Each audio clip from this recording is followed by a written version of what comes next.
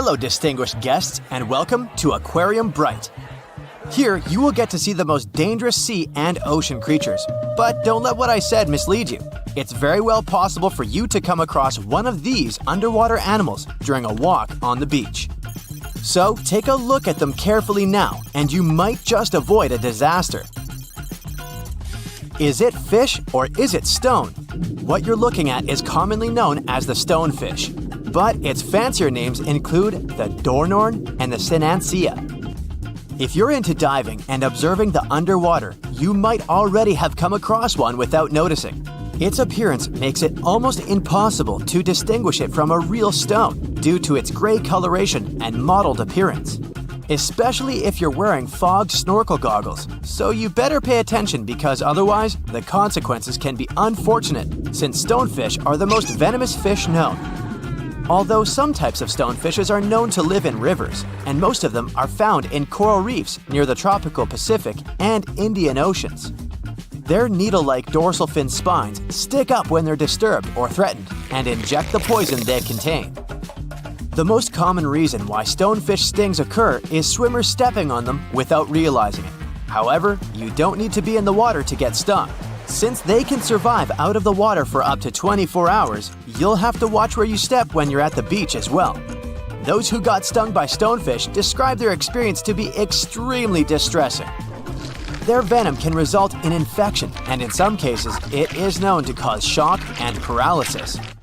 It might come as a bit of a shock, but despite its bad reputation, stonefish is edible if it's prepared properly.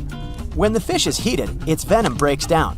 And if the dorsal fins, which are the main source of its venom, are removed, raw stonefish is served as part of sashimi too. This creature might look like it came out of a science fiction movie, but it's very much real. Say hello to the blue-ringed octopuses.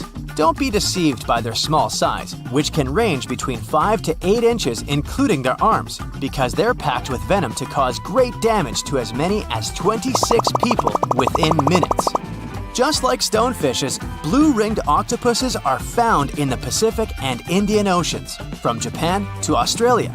They typically live on coral reefs and rocky areas of the seafloor. Some may also be found in tide pools, seagrass, and algal beds. Blue-ringed octopuses are not aggressive in nature. When they're not seeking food such as crabs or shrimps, or searching for a mate, they often hide in marine debris, shells, or crevices. It's only if they're provoked, cornered, or handled that they get dangerous to humans. When they're threatened, they turn bright yellow or blue iridescent rings appear all over their body as a warning display towards the potential predators. Their bites usually come unnoticed, so you might not be able to realize you're bitten until it's too late. The venom of a blue-ringed octopus can cause dizziness and loss of senses and motor skills, and ultimately, paralysis. So better try to keep your hands to yourself and back away in a hurry if you see one. Nope, it's not a flower bouquet, so don't try to pick and smell one of those pink tube-like things. What's standing before your eyes is a marine animal called a flower urchin. It may look gorgeous, but don't let the looks deceive you. It was named the most dangerous sea urchin in the 2014 Guinness World Records. Flower urchins inhabit the tropical areas of the Indo-West Pacific and are found among coral reefs, rocks, sand, and seagrass beds at depths of 0 to 295 feet. The most noticeable feature of them is their pedicularia, which are claw-shaped defensive organs that are also found in sea stars. What makes flower urchins differ from any other sea urchin is the fact that their pedicularia is, as the name suggests, flower-like, and usually pinkish white to yellowish white in color, with a central purple dot. Hidden underneath those flowers, they possess short and blunt spines. Although many sea urchins deliver their venom through such spines, flower urchins deliver their venom through their pedicularia, or flowers. If they're undisturbed, the tips of these flowers are usually expanded into round, cup-like shapes.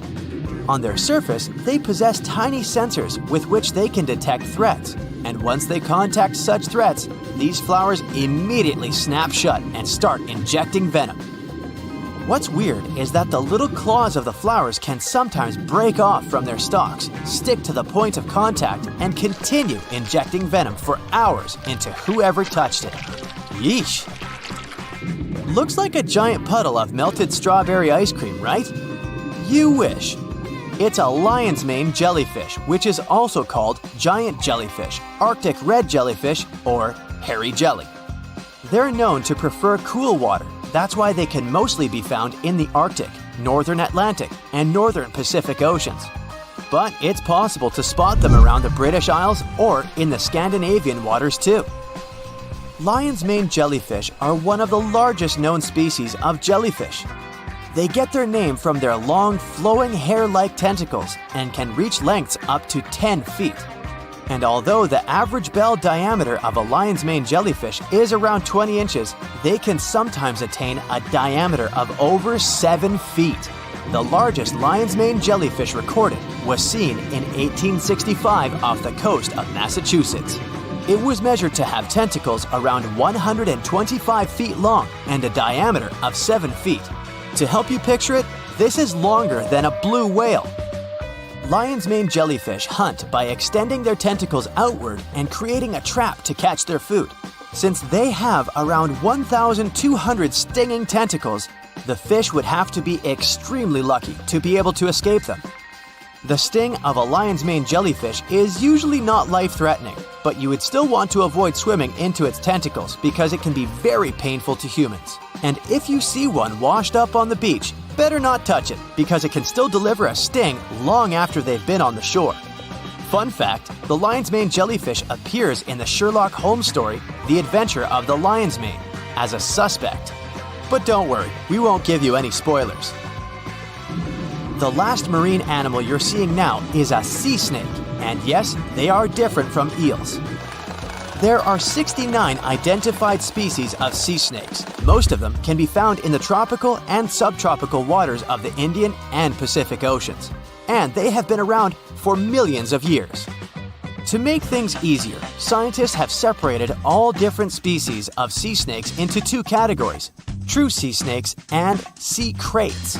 Whereas true sea snakes spend almost all their time at sea, sea kraits can spend some time on land as well. If you see a snake on the beach, you can tell whether it's a land or sea snake by looking at its tail.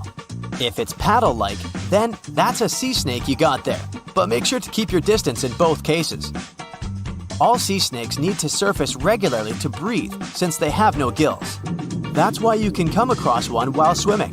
If that happens, you better swim away as fast as you can because most sea snakes have more venom than the average cobra or rattlesnake. However, since they only attack if provoked, bites are quite rare.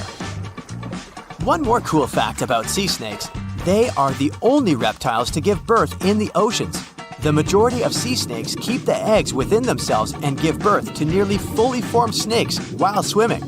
That's except for the yellow-lipped sea krait though. They come onto land to lay eggs of their little ones. Remember the stonefish from the beginning of our tour? They're hunted by sea snakes. Blame the food chain. There's a creature somewhere deep in the ocean looking for prey that would make Dracula himself proud. It's been around since before even the dinosaurs walked the earth. It has no bones or jaw, but it doesn't stop this underwater vampire from hunting. The name of this eel-like parasite is the Pacific lamprey. The English monarch loved this fish so much that he defied doctors' orders to stop eating lamprey flesh. He got sick every time he'd have the original gooey fish. But the lack of bones and the fact that this lamprey tastes like slow-cooked beefsteak made the royal fall in love with the fish once and for all. The product of this love was a chill in his aged body, some heavy sweating, and some other scary symptoms, which eventually took his life and interrupted his 35-year reign. The lamprey is way better at surviving, as it lived through at least 4 mass extinctions. Its ancient ancestors evolved over 450 million years ago. There are around 40 living species of lampreys still thriving across the world. The Pacific lamprey is just one of them. These creatures have cartilage instead of bones, and a third eye, which is a special light-sensing organ on the top of their heads. Instead of a regular jaw, they have a sucker mouth surrounded by teeth. It's perfect for latching onto prey and sipping up body fluids like underwater vampires. Once they pick a victim, They suction it, making a seal that's almost impossible to break. Scientists believe the Pacific lampreys don't munch on flesh. Female lampreys lay up to 200,000 eggs in nests that stay in fresh water for 3 to 4 weeks. Once the larvae hatch, they burrow into sediment and stay under the sand for up to a decade. When they hit their teenage years, these miniature Draculas re-emerge and migrate from freshwater all the way to the Pacific Ocean. This journey isn't the easiest, and it takes some changes to its appearance and physiology to adapt to a huge change in salinity. After several years, they go back to freshwater to reproduce. Pacific lampreys can use chemical clues released by their larval migrating pals to find their way. They can travel hundreds of miles inland to find the perfect spot for spawning and rearing. It's not always the same place they spawned in. Many species of birds, mammals, and other fish can appreciate the fatty flesh of lamprey. This makes them some of the most valuable players in freshwater and marine ecosystems. Another lamprey type, the sea lamprey, is native to the Atlantic Ocean. It's not that dangerous when it's at home, but once it gets to the Great Lakes, it becomes a real threat to the 4 local native species of lamprey. The sea lamprey is up to 4 times bigger than the lake species. It has unlimited food and spawning grounds, and no natural predators here, so it becomes cocky. It secretes an enzyme that doesn't let the blood clot. Once it attaches to some unsuspecting fish, it spends the next several months feeding off of it. And even if the fish shakes the lamprey off, it doesn't have long to live because the mark the predator leaves behind. Sea lampreys aren't interested in humans, but can accidentally latch onto a swimmer. It won't be fatal, but it's not the most pleasant sensation, and you need to get the spot of the impact disinfected.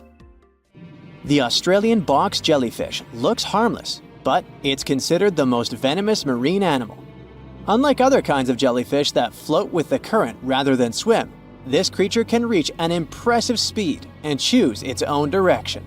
It has tentacles covered with tiny darts loaded with poison. People and animals that get unlucky enough to meet with those tentacles face some scary and sometimes even fatal consequences in a matter of minutes. Before you decide to never revisit the ocean, you should know that only a few out of around 50 existing species of box jellyfish have venom that is lethal to humans. There are some not-so-dangerous species living in warm coastal waters worldwide. And the most dangerous ones are in the Indo-Pacific region and northern Australia. A blue-ringed octopus spots a signature psychedelic color and the ability to take away your life.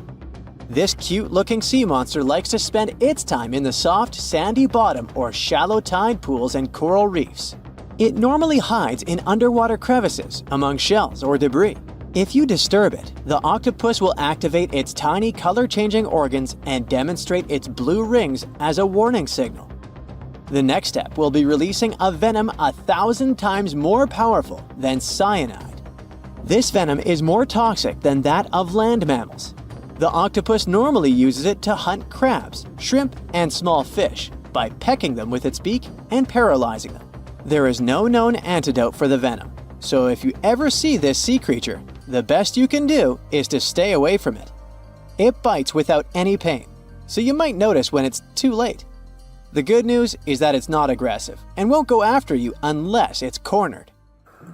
The reef stonefish are masters of disguise in the underwater world that camouflage themselves on rocks, coral reefs, or just blend into the seabed. They thrive throughout tropical marine waters of the Indo-Pacific. Their invisibility superpower makes them especially dangerous to their prospective victims they ambush and swallow whole.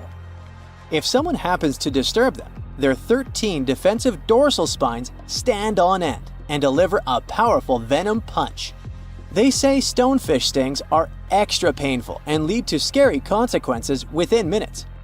They're called the most venomous fish in the world. If you don't do anything about it, the impact can be lethal. If you ever go diving in the Pacific Ocean, be careful not to pick up a cone snail from the seafloor. It has a beautiful shell made of brown, black, or white patterns.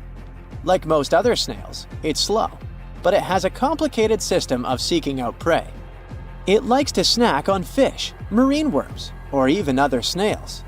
Once a cone snail senses food is near, it activates a sharp proboscis, or a needle-like protrusion from its mouth. The attack is swift and super potent. The victim doesn't even have time to realize what happened to them. Once it's completely incapable of moving, the cone snail swallows it whole. Humans aren't on its menu, but it can still release the venom if someone steps on it or disturbs it. The proboscis can even penetrate gloves. Luckily, only several out of over 700 species of cone snails can take a human's life. But since there's no antivenom, you better not risk it. All 52 known species of sea snakes living mostly in the warm tropical waters of the Indian and Pacific Oceans are venomous. The beaked sea snake even has the title of one of the world's most venomous serpents, but it's one of the few kinds that can pose a real threat to humans. Sea snakes prefer a peaceful coexistence and would rather slither away than engage in any confrontations. If you ever see them in the water, staying calm and moving slowly will save your life. Sea snake bites, although almost painless at the moment, can have varying degrees of impact. Some may only cause mild symptoms, while others can lead to severe outcomes. Most bite reports come from accidental encounters, like someone freeing them from nets or unsuspecting beachgoers stepping on them.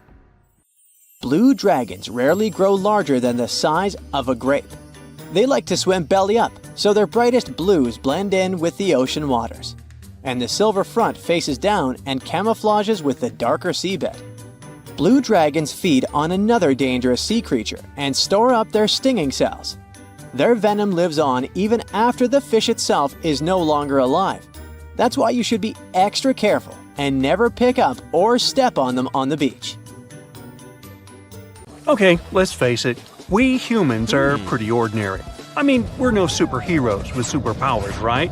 What, you didn't get the memo? But the animal world has a bunch of superheroes. Some creatures live forever, and those who seem to not care about the laws of gravity. Critters that are immune to venom, and those that can run on water. And some of them will send shivers down your spine. So the first superpower on the list is the ability to live without water. Kangaroo rats can get by without water for years. They actually don't mind living without any water. Humans, on the other hand, can only survive 3 days without water. Human 0, kangaroo rats 1.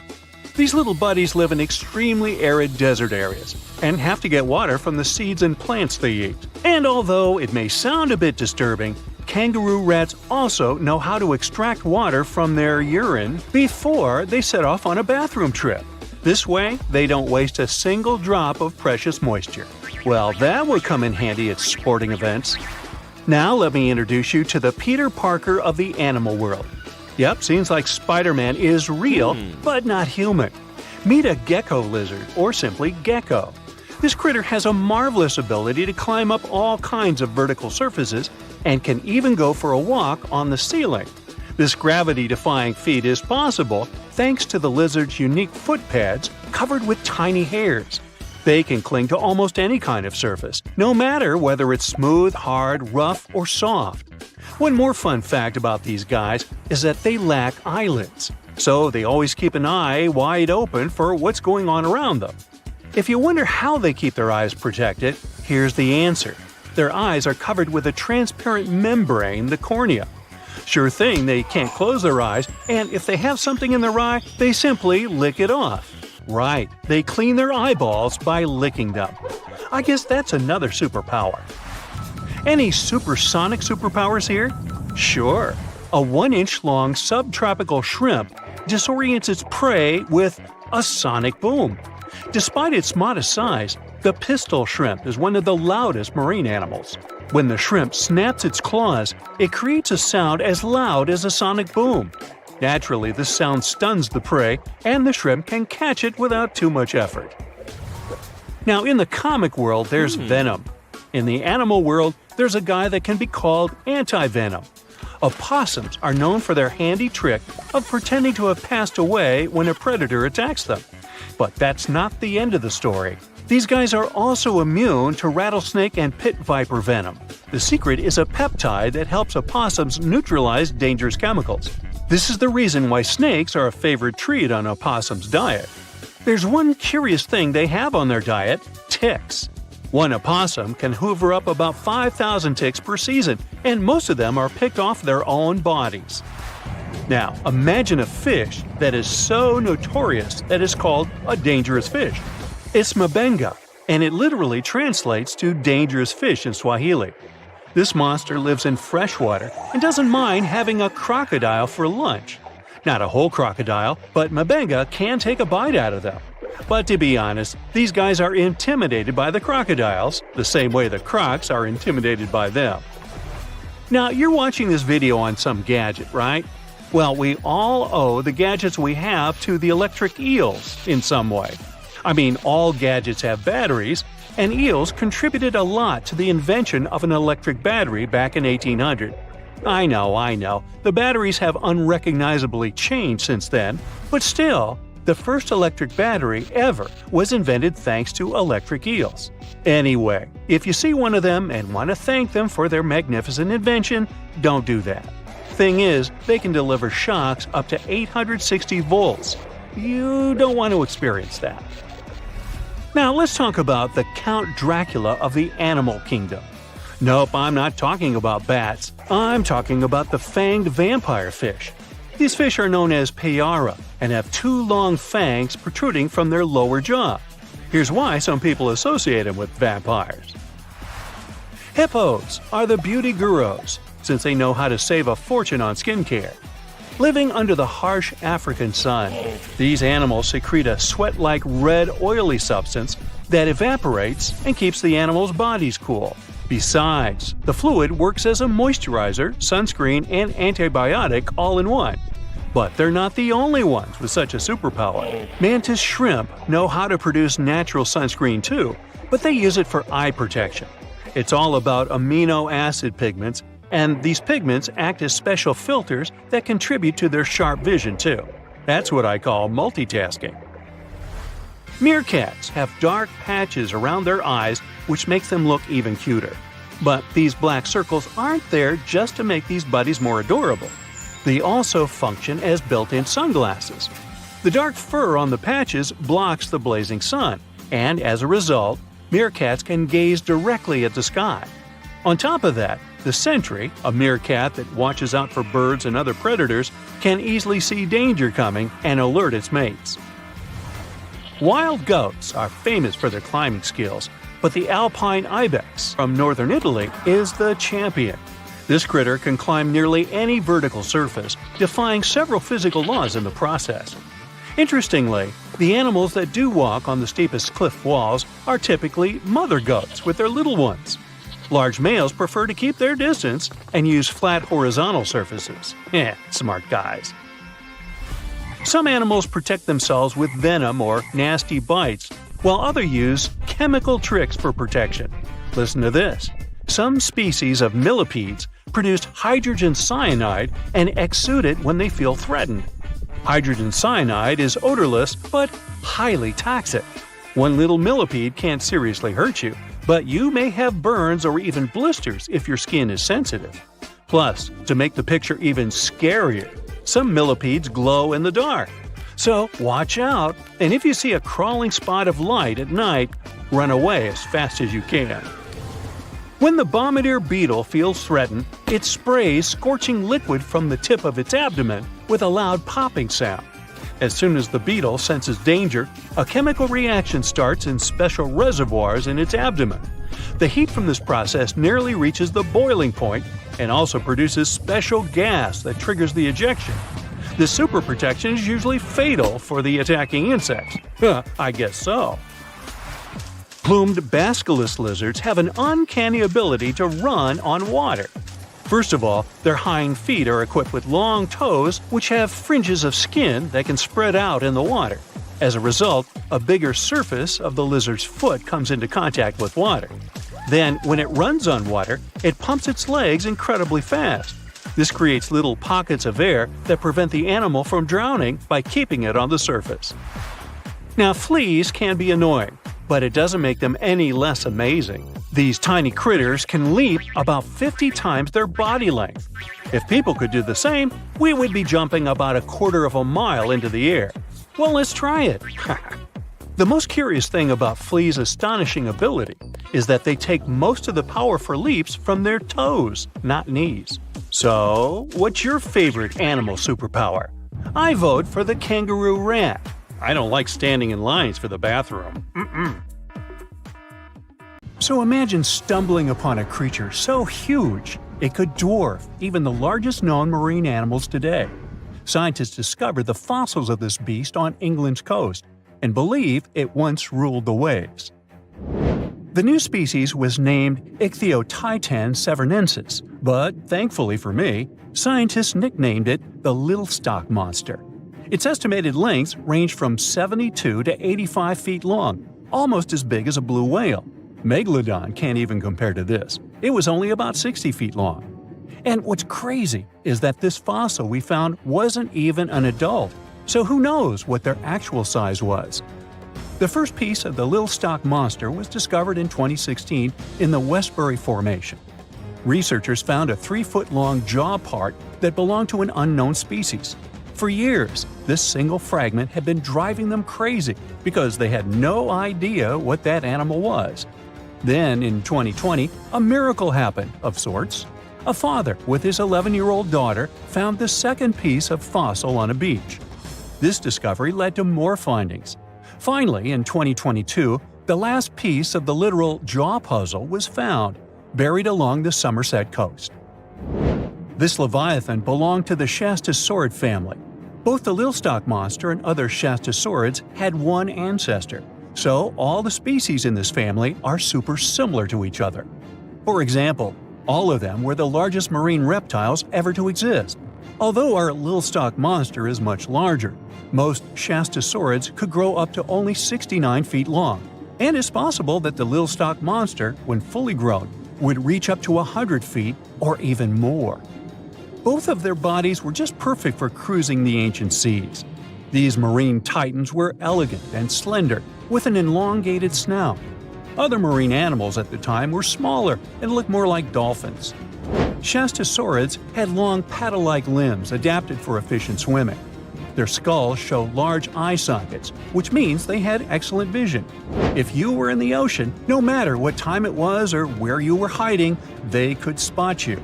They were also incredibly fast and could dive to great depths. Of course, all these things made them the most terrifying predators. They ate pretty much everything, including fish and squid, and you if you were there. They probably captured their prey like whales, opened their huge mouths, and literally sucked the fish in. What made the little stock monster especially scary is that it wins in the jaw competition. For other Shastasaurids, their jaws were a bit weaker, so they hunted smaller fish, kind of like today's orcas. They required vast amounts of food. This shows us that the Earth's Triassic oceans had rich, productive food webs.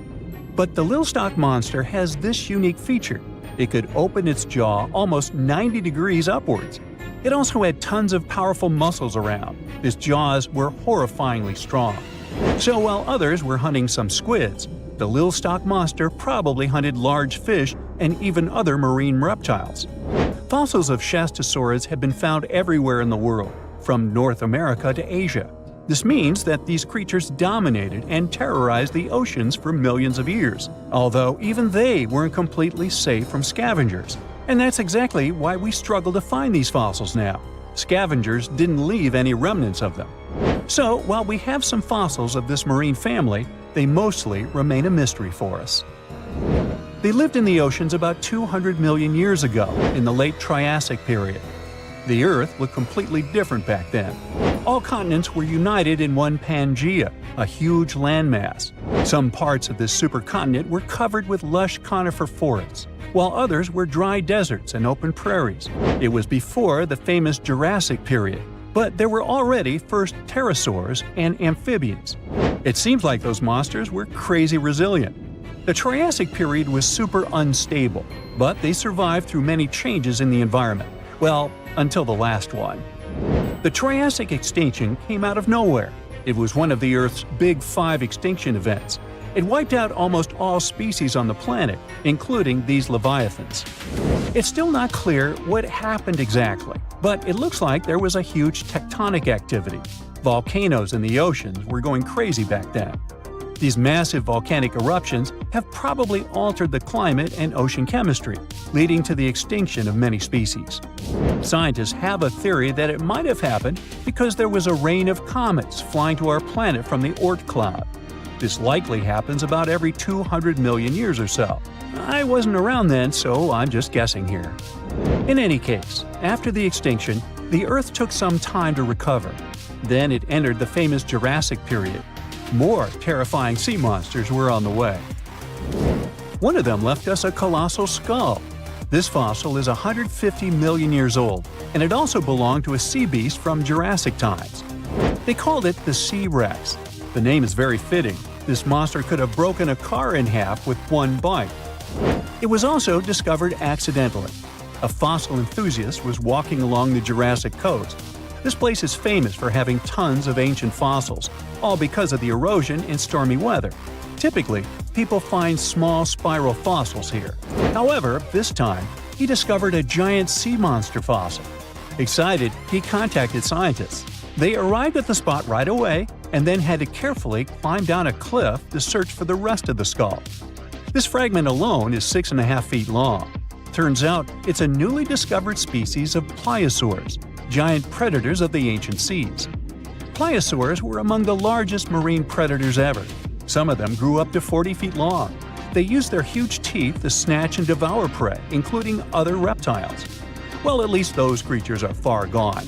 But what about the horrors that still live in our oceans? Recently, biologists discovered the world's longest animal, the one that's still alive to this day. They found it off Australia's coast, on the Gascoyne coast, a very mysterious and unexplored place. There, underwater vehicles stumbled upon a frightening 150-foot-long siphonophore. That's twice as long as many blue whales and 3 times as long as a humpback whale. Doesn't it kind of look like one of those toy string worms? But this creature isn't friendly at all. It's a string-like deep-sea predator. What's even more scary is that this isn't actually one creature. It's a colony of small clones working together as one. Basically, collective consciousness. Ooh, Borg. Together, they stretch out like a single long string in the water. This creature might be the longest siphonophore ever found, and it was discovered at a depth of around 2,000 feet. Siphonophores, similar to jellyfish, capture their prey by dangling stinging tentacles in the water. When their tentacles touch small crustaceans and fish, they get paralyzed, and then they're reeled up to the colony's body. Expeditions to Western Australia's underwater canyons were definitely worth it. Together with that siphonophore, scientists have discovered up to 30 potential new marine species. Among them were a new octopus or squid, a long-tailed sea cucumber, glass sponges, and giant hyroids, colonies of animals resembling upside-down jellyfish. None of them have been seen before in Australia. But most of them weren't as scary as the one that was recently discovered in the Gulf of Mexico. This creature is straight out of a sci-fi thriller, a 26-foot-long mangapinna squid or bigfin squid. It was discovered near an offshore oil rig at a depth of more than 7,800 feet. It has incredibly long elastic tentacles, which can be 15 to 20 times longer than its body. It holds them at right angles to its body, making it look even creepier, almost as if it has elbows. And yes, it's another deep-sea predator. These 10 tentacles probably help the squid trap their prey and drag it onto the seafloor. We barely know anything about this extraterrestrial-looking creature because they're very hard to find and study. And if you think their tentacles are awful, just check out these creatures with 20 arms. This thing looks like a facehugger. This new species is lurking in the frozen depths of Antarctica. Experts were searching for cryptic sea animals known as Promachocrinus, or Antarctic feather stars. They're kind of similar to starfish and sea cucumbers, but have an otherworldly appearance and can live up to 6,500 feet below the surface. It's called the Antarctic strawberry feather star. Despite its pretty name, its appearance is anything but cute. It has a bizarre strawberry-like body from which 20 spindly arms branch off. Its coloring ranges from purple to dark reddish, and the arms all have different lengths and thickness. Who knows how many more of such scary creatures we'll discover in the future? Think you know what lurks in the depths of the ocean? while nearly 95% of our oceans haven't been explored yet. It's hard not to let your imagination run wild. But thanks to brave explorers, deep-sea cameras, and awesome archaeologists, we do know about some pretty incredible sea creatures living in our waters today, and millions of years ago. From the 9-foot spider crab to the 60-foot prehistoric megalodon, these sea dwellers come in all shapes and sizes. But let's focus on sea creatures famous for their huge size.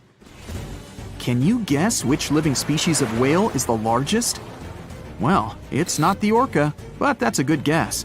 The orca is a toothed whale that can grow to anywhere from 23 feet to 32 feet, which is slightly smaller than a school bus.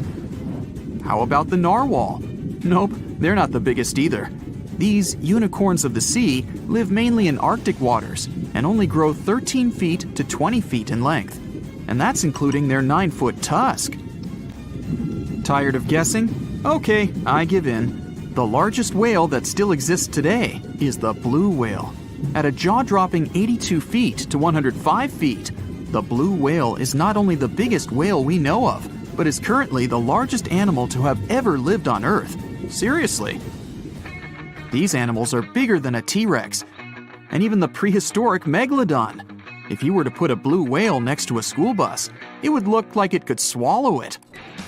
Think about that. According to National Geographic, a blue whale's tongue can weigh the same as an elephant. And their hearts can weigh as much as a car. That doesn't even sound possible. It's no wonder these giants need to eat about 4 tons of krill every day. While there aren't too many animals living today that can compete with the blue whale's epic proportions, there is an entirely different species that is a good contender, and it's not quite what you would expect.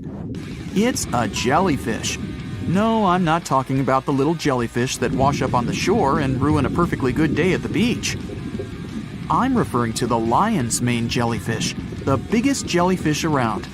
This invertebrate can grow up to 120 feet long. They also come in different gorgeous colors like red, purple, or even shades of orange. As if their length wasn't impressive, the lion's mane jellyfish boast a whopping 8 sets of 70 to 150 tentacles. That means they can have up to 1,200 in total. And here's the giant oceanic manta ray, the largest type of ray in the world. Their wingspan can be longer than a bus. These guys can reach 30 feet in length. They also have the biggest brain compared to body size among all fish. Unlike their stingray cousins, mantas don't have venomous tails. And while the lion's mane jellyfish and the blue whale are yet to be beaten for the longest sea creature, there is one marine creature that can grow even larger in length. The Portuguese Physalia physalis, tentacles and all, can reach a length of 165 feet long, and that's according to mentalfloss.com. While this thing may look a lot like a jellyfish, it's actually known as a siphonophore, and there are hundreds and sometimes thousands of them that are genetically identical. Their long tentacles help the organism catch prey, and its sting is fatal to most animals, even humans in some cases. What's even creepier is that if one of the tentacles comes off the organism for whatever reason, it can float around the water for days before decomposing. Even if it's detached, this tentacle can still sting you. But don't go running out of the ocean just yet.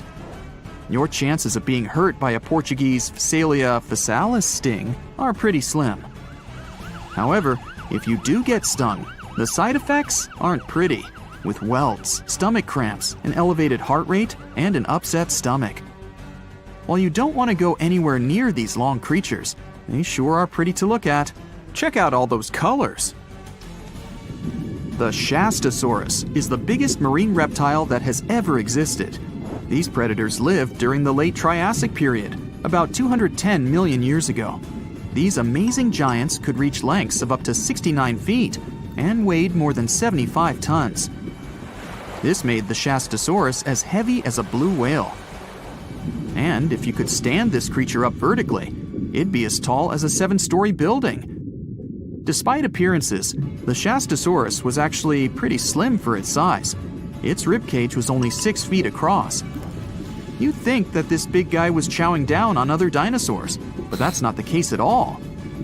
This reptile survived on a diet that consisted of small fish and cephalopods, like octopuses and squids. The Albertonectes is a bright representative of the plesiosaur family, meaning that this marine reptile had a small head on an incredibly long neck and large flipper-like limbs that helped it move through the water. These creatures occupied the seas around North America 76 to 70 million years ago. The length of this sea monster could reach 38 feet, with its neck taking up 23 feet of that length. Its neck was a true record breaker. It had a whopping 76 bones in it. No other animal known to humankind has had so many vertebrae in its neck. Scientists aren't sure why they needed such a lengthy neck. They might have used it to collect shellfish off the seabed, or perhaps it helped them capture their main prey, fish and squids. This aquatic reptile also had gastroliths in its stomachs. Some of them were as big as 5.5 inches in diameter. The Tylosaurus belonged to the mosasaur family. It dominated the shallow seas of North America about 85 to 80 million years ago. This was an enormous predator, with the biggest representatives reaching 45 feet in length. It had a narrow hydrodynamic body with a blunt, powerful head that the animal used to ram and stun its prey. Its body was equipped with agile flippers and a long tail decorated with a maneuverable fin. The Tylosaurus was a carnivore, and its diet included not only fish, turtles, and small sharks, but also other mosasaurs, plesiosaurs, and flightless birds. Meet Ophthalmosaurus. This prehistoric reptile thrived during the late Jurassic period and lived in oceans all over the world. Ophthalmosaurus weighed somewhere around 6,000 pounds and grew to approximately 16 feet long, according to newdinosaurs.com. That's about the same length as the beluga whale that exists today. It's too bad these guys went extinct before we had a chance to see them ourselves, as their cartoonish wide eyes and dolphin-like features are pretty darn cute. Of course, the Ophthalmosaurus evolved over time to become ophthalmologists, or eye doctors that we know today. No, that's just a lie. Just testing you. The Mosasaurus is a truly gigantic predator that dominated the seas all over the world about 66 million years ago. According to fossil evidence, some specimens could be more than 50 feet in length. This fact makes the Mosasaurus the biggest marine carnivore of its time. One of the most terrifying things about this creature was its crocodile-like head, decorated with literally hundreds of razor-sharp teeth, neatly organized in 2 rows on both jaws. The thing is that it was pretty challenging for the Mosasaurus to grab its prey in the water. That's why it had all these teeth, plus something special: pterygoid teeth anchored to the bones on the roof of its mouth. This made hunting and holding onto its prey much easier. The Styxosaurus belonged to the plesiosaur family and lived during the late Cretaceous period, around 85 to 70 million years ago. Upon first glance at this dinosaur, you might mistake it for a sea snake, and it'd be an honest mistake. Styxosauruses were about 35 feet in length, but over 16 feet of that consisted just of their long snake-like neck. They had a comparatively small body and weighed approximately 4 tons. Their mouths were full of razor-sharp cone-shaped teeth that they used to catch fish. They didn't need to chew their prey, thanks to the 200 small stones called gastroliths in their bellies that probably aided in digestion.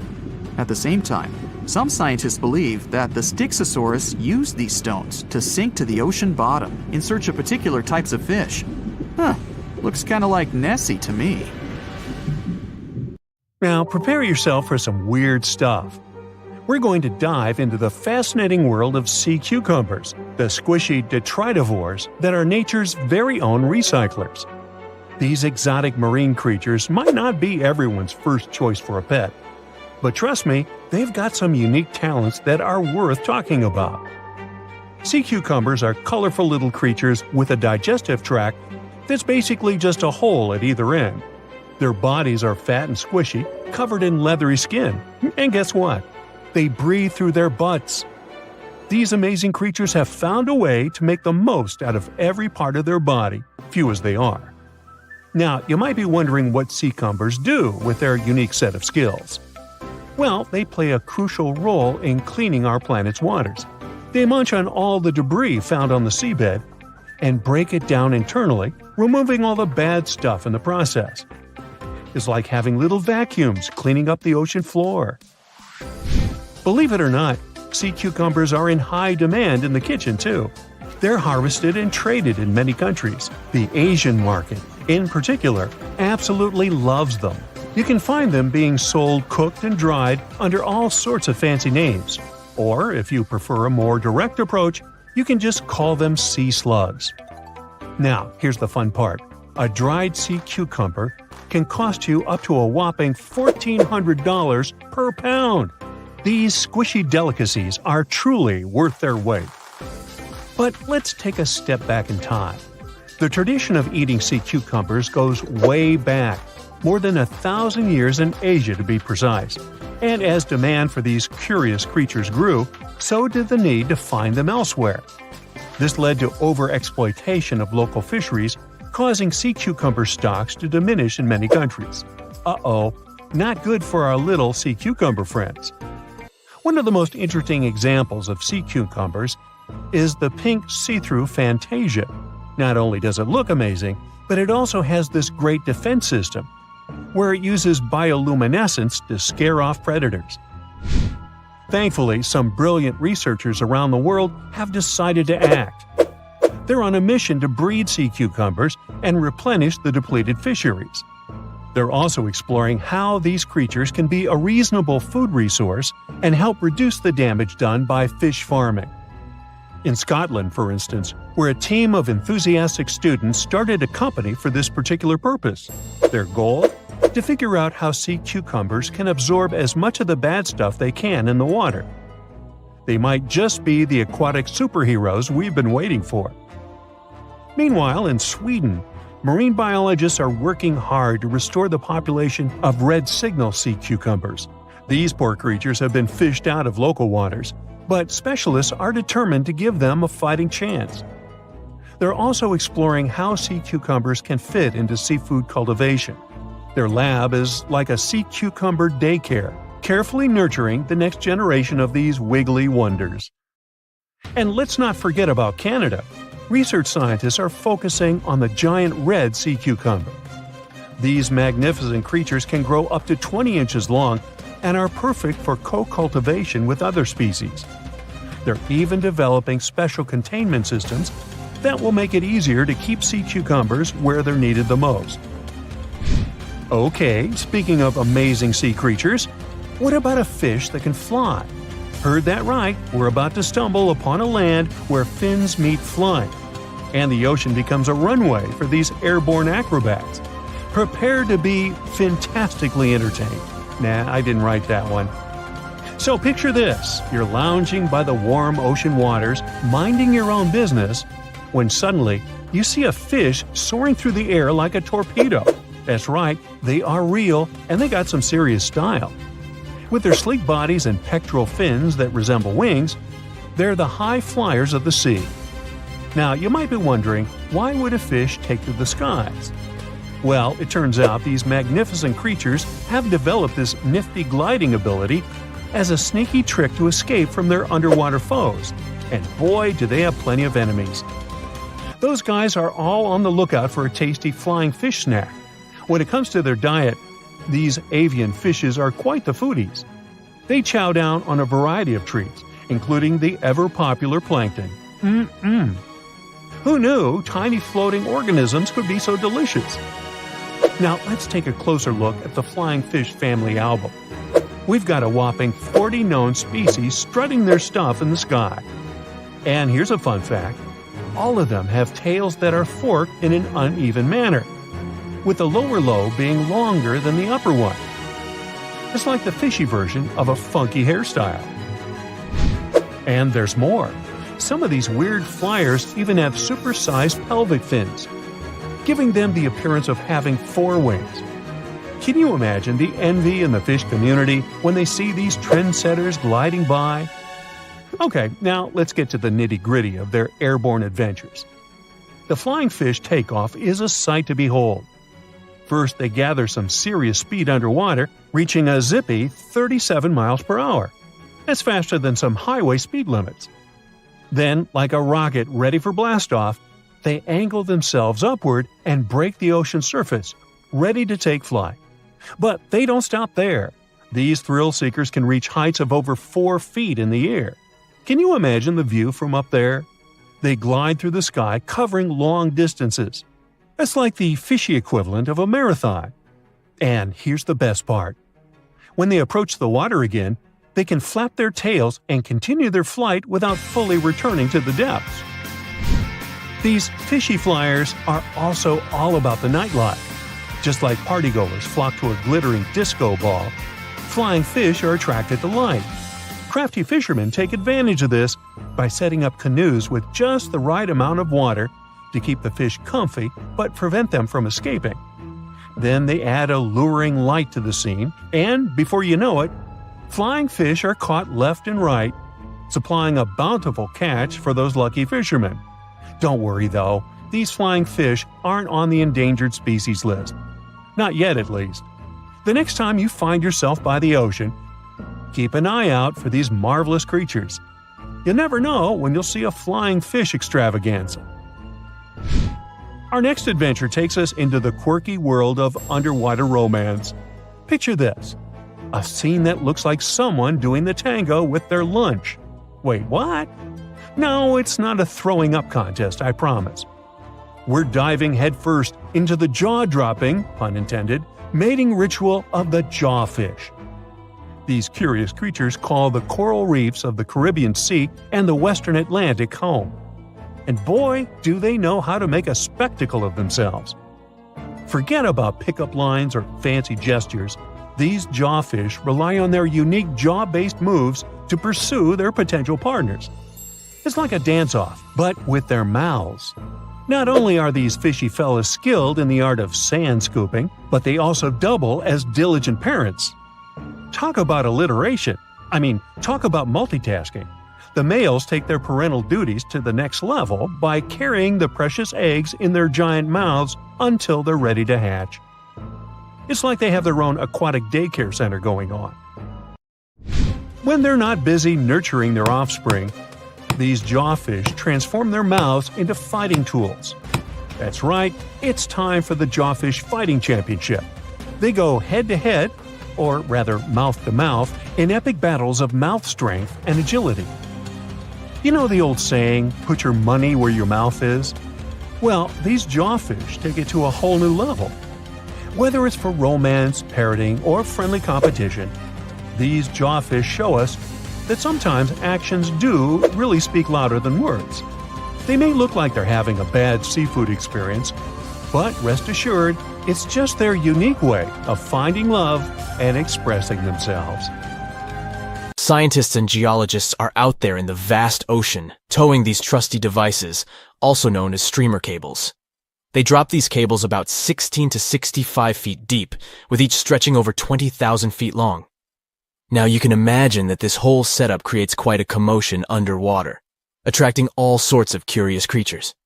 And guess who shows up for the party? Sharks. Yep, these toothy pals are drawn to the magnetic fields of the streamer cables and sometimes mistake them for a chewy snack. Now before you start thinking that sharks have a personal vendetta against these cables, let me tell you something. This is not a new problem. It's been going on since the 1980s. Even big players like Google have faced these underwater cable conundrums. They had to surround these internet cables with a fancy material to protect them from shark teeth.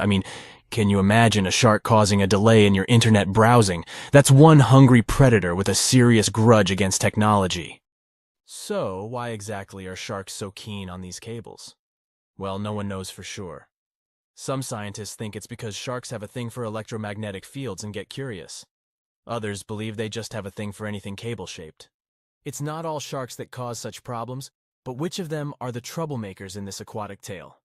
Well, it depends on the depth of the cables. For example, when it comes to a particular depth, the bull sharks seem to be the mischief makers. These bad boys have solid gray physiques and short snouts. They're like the bullies of the underwater neighborhood, causing trouble wherever they go. Bull sharks are widely found in tropical and warm waters around the world, and they seem to have a knack for seeking out these streamer cables. Now I know what you're thinking. Did these scientists really catch a group of bull sharks and make them bite cables just for science? Nope, they're way too clever for that. Instead, they used a 3D scan of an authentic bull shark jaw to create a computer model. Talk about high tech. They simulated shark attacks on the cables, measuring the impact and compression forces. It turns out that a shark can really do a number on those cables. But here's the kicker. The strength of the cables depends on how fast the shark is swimming when it decides to take a chomp. So if you see a shark cruising by at top speed, you better watch out for those cables. But wait, we can't blame the poor sharks entirely for the fate of these underwater cables. A 2009 report points out that a lot of fish have a considerable history of nibbling on cables.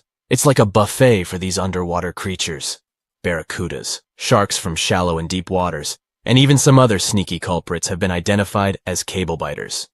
They just can't resist sinking their teeth into the cable wrapping, which then lets the power conductor hang out with the seawater. It's a recipe for cable failure. Still curious about the fascinating world of cable installation? Did you know that more than over 90% of international data takes a watery journey? These cables, which are like underwater highways, stretch for hundreds of thousands of miles beneath the ocean's surface, reaching depths as deep as the size of Mount Everest. Now, you might be wondering how these cables are placed. Well, it's not as simple as dropping wires in the water like in the cartoons. In fact, it requires some careful planning and specialized boats called cable layers. These brave boats meticulously run the cables across the flat surfaces of the ocean floor, making sure to steer clear of all obstacles that Mother Nature throws their way. When it comes to cable sizes, the shallow water cables are about as thick as a soda can. On the other hand, deep water cables are way smaller, measuring up to the size of a marker. Why the difference, you ask? Well, it's all about vulnerability. Way down there, 8,000 feet below sea level, there isn't much action going on. Therefore, these deep-sea cables don't need as much shielding wire for protection. They're like the skinny swimmers of the cable world, gliding through the depths with ease. But let's not forget about the installation costs. Brace yourself, because placing a cable across the vast expanse of the ocean is no bargain. We're talking about millions of dollars. Now, the actual price may vary depending on factors like the total length of the cable and its destination. But trust me, it's definitely not pocket change. Installing shallow water cables is quite the spectacle. They're carefully stuffed beneath the ocean floor using high-pressure water jets. It's like giving these cables a cozy underground home, shielding them from the whims of the ocean currents. So, while cable installation may be slow, and, let's face it, a bit expensive, it's truly a remarkable feat of engineering. The underwater world is a complex and delicate ecosystem, and the cable layers take great care to ensure that their installations don't disrupt the marine life and habitats that call the ocean home. It's a balancing act between technological progress and oceanic conservation, and they're doing a pretty good job at it. Whenever you browse the internet, remember that your cat videos and funny memes might just be zipping through those submarine cables deep beneath the waves. But burying cables safely underwater isn't actually a modern idea, you know. Hold on tight because we're going on a time-traveling adventure back to the mid-19th century. Picture this. It's 1854, and something groundbreaking is about to happen. The installation of the very first transatlantic telegraph cable begins, linking the distant shores of Ireland and Newfoundland. Now, before you roll your eyes and say, "Old news, buddy," let's remember that this was a pretty big deal back then. Fast forward 4 years, and the moment of truth arrives. The first transmission is sent through the cable, carrying a message that goes something like this. Laws. White House received 5-minute signal. Coil signals too weak to relay. Try drive slow and regular. I have put intermediate pulley. Reply by coils. Okay. Maybe not the most exhilarating message ever sent. But hey, they were just getting started. Now, let's put ourselves in the shoes of those remarkable folks involved in this undersea endeavor. Imagine being the lead electrician of the Atlantic Telegraph Company, also known as White House, in the message. He must have been quite the electrician extraordinaire. To put things into perspective, while our cable pioneers were busy laying the groundwork for transatlantic communication, the world outside was bustling with activity. Charles Dickens, that literary genius, was still crafting his timeless novels. Meanwhile, a little settlement named Dallas was officially incorporated in the vast state of Texas. It's pretty incredible to think about how far we've come since then, with our high-speed internet and seamless global communication. Could you really take down the internet by simply going underwater with a pair of wire cutters? Well, technically, yes. You'll need to be all geared up, wearing your snazzy scuba suit and holding a pair of trusty wire cutters. You can also add a mischievous grin on your face just to create the right ambiance, don't you agree? Now, let's get serious. Cutting through those super important submarine communications cables is no easy task. They carry thousands of seriously dangerous volts. But here's the deal. Someone actually did it in Egypt back in 2013. A group of daring individuals wearing their sleek wetsuits and equipped with wire cutters decided to give it a go. Their target? The Southeast Asia Middle East West, Europe E4 cable. A whopping 500-mile lifeline that connects 3 continents. As soon as those mischievous cable cutters did their thing, chaos ensued. Internet speeds in Egypt took a nosedive, plummeting by a staggering 60%. Can you imagine the frustration of trying to load a cute puppy video and having to wait for ages? But hey, let's keep things lighthearted here. The internet, like a phoenix, rose from the ashes once the cable was repaired. Speeds were restored, and everyone could once again binge-watch their favorite shows and indulge in endless rounds of online gaming. It was one of the biggest creatures ever to roam the earth. It was longer than your average school bus and could easily weigh more than 10 elephants combined. But where did it live? How did it end up having this size? And most importantly, why is it extinct nowadays? Let's find out. The megalodon was the largest predator ever known in our planet's history. In terms of its location, the megalodon lived practically in all waters on our globe, except near the poles. The reason why there were no megalodon teeth found in Antarctica is probably that the gigantic creature adapted to only warm tropical and subtropical waters. The younger ones liked to keep to the shores, while full-grown adults preferred coastal areas, but they could easily move into the open ocean as well. How do we know the megalodon was so widely spread? We can only presume, based on the fact that they discovered the most northern fossils off the coast of Denmark and the most southern in New Zealand. The discussion of how the megalodon got this size is still open in the scientific community. They recently found out that not all the specimens from this fascinating species reach the same huge size. This has to do with a little something called the Bergmann's rule, which says that the temperature of the surrounding environment affects the animal's body size because they either need to conserve or shed heat. The megalodons that reach cooler waters probably needed more body weight to make sure they survived in low temperatures. On the contrary, those living in warmer waters had to be smaller to avoid burning up. But what did this enormous fish look like? Most modern depictions show the megalodon resembling an enormous great white shark. But well, it seems it may not necessarily be correct. The megalodon likely had a much shorter nose and a flatter jaw that looked almost squashed when compared with a great white shark. It also seems to have something in common with the modern blue shark: extra long pectoral fins. They needed these to support their weight and size while navigating the planet's waters. Lastly, the lady megalodons, seem to have been about twice as large as the gentlemen. As for their offspring, even a small megalodon was enormous, at least 6.5 feet from nose to tail. How do we know that? Because specialists have stumbled upon megalodon nursery habitats in Panama, Maryland, the Canary Islands, and Florida. Even the piles of used diapers were enormous. Nah, not really. Surely the scariest aspect of the megalodon's looks was its mouth. I mean, think about it. Megalodon had whales for dinner, so it obviously needed to open its mouth wide enough. Scientists have estimated that its jaw would span a mind-boggling size, 9 by 11 feet wide. Just to paint you a better picture, that means it could have easily gulped down 2 adult people side by side. Wait, which 2 adults? Those impressive jaws also feature 276 teeth. Based on modern reconstructions of the force of its bite, it looks like it may have been one of the most, if not the most, powerful animals of prey ever to exist. For comparison, humans can have a bite force of around 1,300 newtons.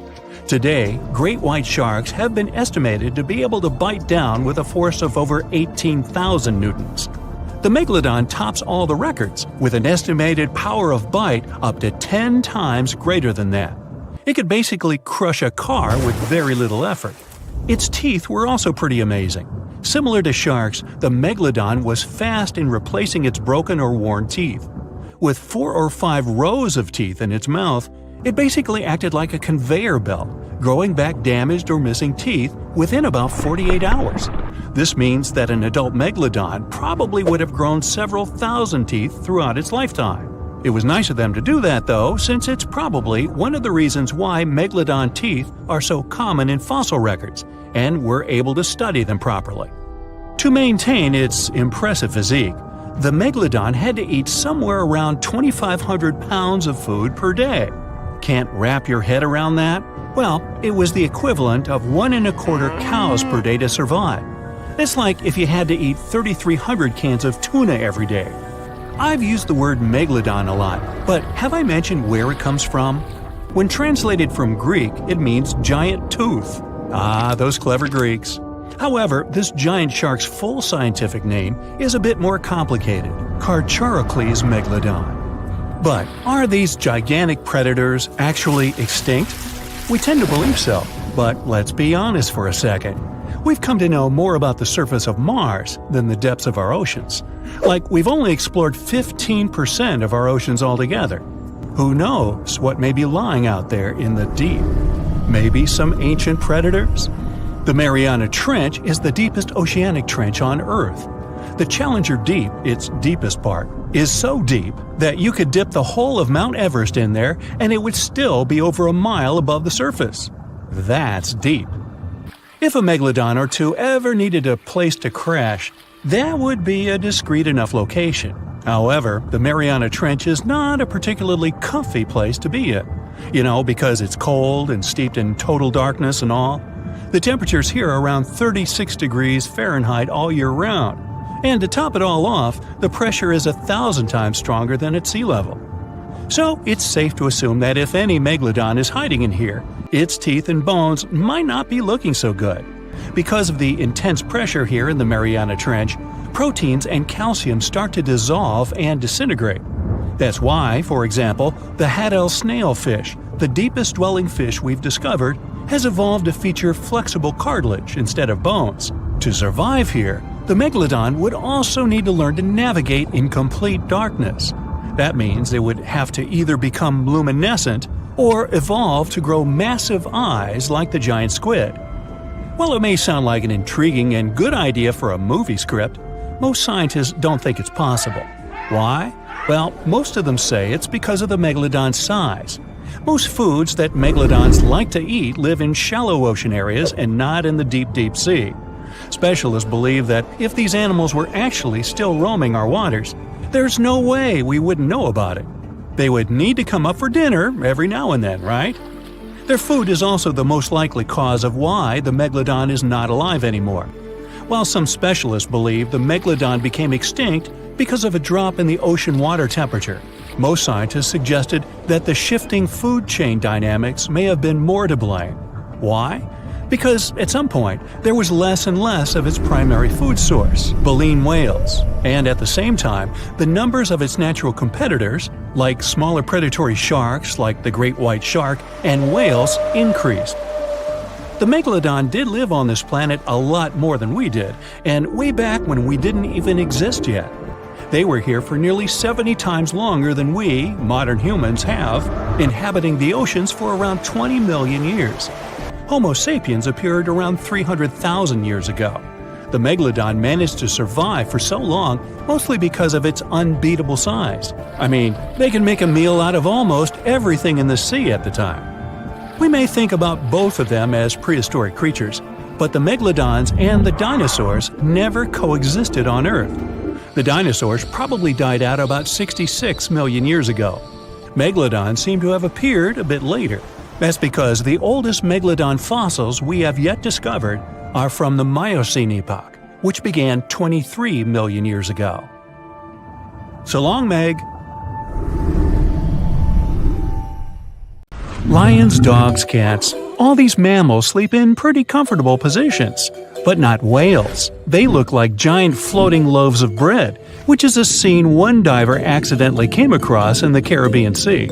6 whales were just standing upright with their tails pointed down at a depth of about 65 feet below the surface. Scientists discovered that when sperm whales take a nap, they stay in this position for 10 to 15 minutes. They don't move or breathe. But these creatures spend only 7% of their time asleep, far less than other mammals. Usually, they either rest peacefully in the water or relax, slowly swimming next to other marine animals. When they're moving and sleeping at the same time, they're actually taking a nap.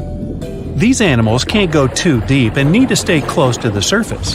Great white sharks sleep and hunt at greater depths, which means one less thing to worry about when taking a quick nap.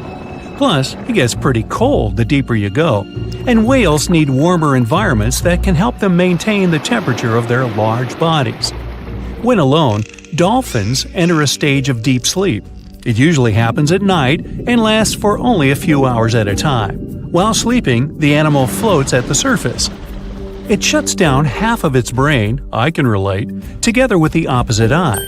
The other half is at a low alert level, awake and ready to react if some unwanted visitor comes closer.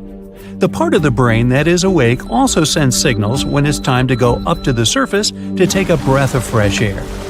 Marine mammals have the blowhole. That's a flap of skin they can open and close whenever they want. People breathe automatically. Your body knows what it needs to do even when you're sleeping. But whales and dolphins have a voluntary breathing system. It means they need to consciously go to the surface to get some air. And one part of their brain needs to always be awake to inform the animal it's time to go up. Whales and dolphins can hold their breath way longer than other species. They also have a higher tolerance for carbon dioxide and can take in more air. Their red blood cells store more oxygen too. Whales and dolphins' blood goes only to those body parts that really need oxygen. If a whale only uses its brain, heart, fins, and some other muscles needed for swimming at the moment, those will also be the only body parts that will get the oxygen. Digestion or other functions can wait. The ocean is not a place where you can relax and peacefully fall asleep. While sleeping, fish reduce their activity. Their metabolism becomes slow. Some of them keep floating in the same spot.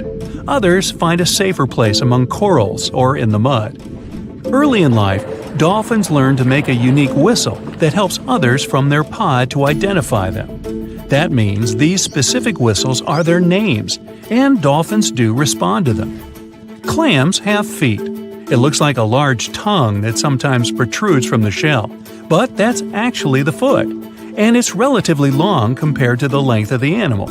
Clams use this limb to dig themselves in the sand. The blue whale is the largest living animal, and it's also larger than the majority of dinosaurs used to be. They can grow to more than 100 feet long and have a weight of almost 200 tons. That's like 50 adult elephants. A blue whale's tongue alone can weigh more than one elephant. Such a giant surely needs to eat a lot, 500,000 calories in just one mouthful. The blue whale's heart is the size of a small car and weighs 1,300 pounds. To move the blood through such a giant body, the heartbeats are so strong you can hear them even from 2 miles away. The heart of a whale beats only 8 to 10 times per minute. The whale is one of the loudest creatures out there. Its call can go up to 180 decibels, which is as loud as a jet plane.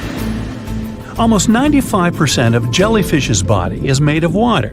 For comparison, the human body is 60% water. It's probably not a surprise since jellyfish don't have a heart, blood, eyes, or brain. The other 5% of their body weight is proteins, muscles, and nerve cells. Jellyfish have been around for more than 500 million years. This makes them older than dinosaurs. These creatures haven't changed much, and today's jellyfish are pretty much like their ancestors. These creatures live in the ocean, but in 1991, more than 2,000 jellyfish polyps were taken into space. Scientists wanted to see how they would react in the environment with no gravity. The jellyfish reproduced and created 60,000 new polyps, but unfortunately, those couldn't function normally after getting back to Earth. One species of jellyfish can literally live forever, As it grows older, the critter goes down to the seafloor to become a polyp again, and that polyp turns into a new jellyfish with the same genetics.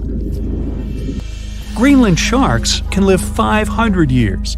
This is an animal with almost the longest lifespan among vertebrates. Sperm whales are sociable creatures. They spend their life surrounded by their family. These animals support one another and have close friends they remember well, even if they don't see each other for a long time. Electric eels have small eyes that are not so effective in environments with no light, so they mostly rely on their electric organs. Those consist of 6,000 cells. Eels use them to stow power, similar to batteries. These creatures use electricity like bats use their radars or dolphins their sonar. An eel can also produce enough electricity to power a panel of light bulbs. There's a small tropical archer fish that can learn to recognize human faces. This fish has an interesting ability to spit small jets of water from its mouth. Researchers showed the fish the image of two different faces placed side by side. One was unknown and the other was familiar. The fish was supposed to spit water at the familiar one. The creature took the right guess more than 80% of the time. Every year in the winter, great white sharks that live along the California coastline disappear. It feels as if they take a vacation for 30 to 40 days. The animals go to a point halfway between Hawaii and Mexico. They might do it to get some food, relax, or hang out with their buddies from other areas. The spot is now called the Whale Shark Cafe. Some types of sharks, like makos, whale sharks, or white sharks, breathe in a very specific way. It requires them to swim all the time. They also need to move quickly and with their mouth open. This way, the oxygen can enter and reach their gills. Sea sponges are some of the most primitive animals. They're immobile, don't have a mouth, eyes, bones, brain, heart, lungs, or any other organ whatsoever, and still, they're alive. There's such a thing as a sea unicorn. That's an animal called the narwhal. Its horn is actually a tooth that can grow up to 10 feet long. Manatees, also known as sea cows, are distant relatives of elephants. Their weight can go up to 1,000 pounds. These creatures are vegetarian and need to eat around 10% of their total weight on a daily basis. That's lots of sea salad. In some cases, manatees share space with alligators, but they get along pretty well. You can even find a photo from Florida where an alligator rides a manatee's back. Frogfish have special fins that help these creatures walk along the sand. They're very useful in shallow waters.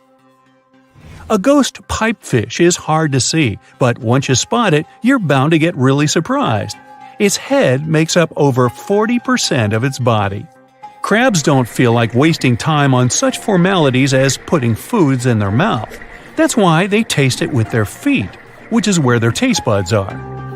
Marine iguanas are the only lizards on our planet that like spending time in the ocean, even though they mainly live on land. They're herbivores that feed in shallow waters and swim like snakes. Iguanas use their long claws to hold on to the bottom when they need to graze. Green turtles can cross over 1,400 miles when migrating.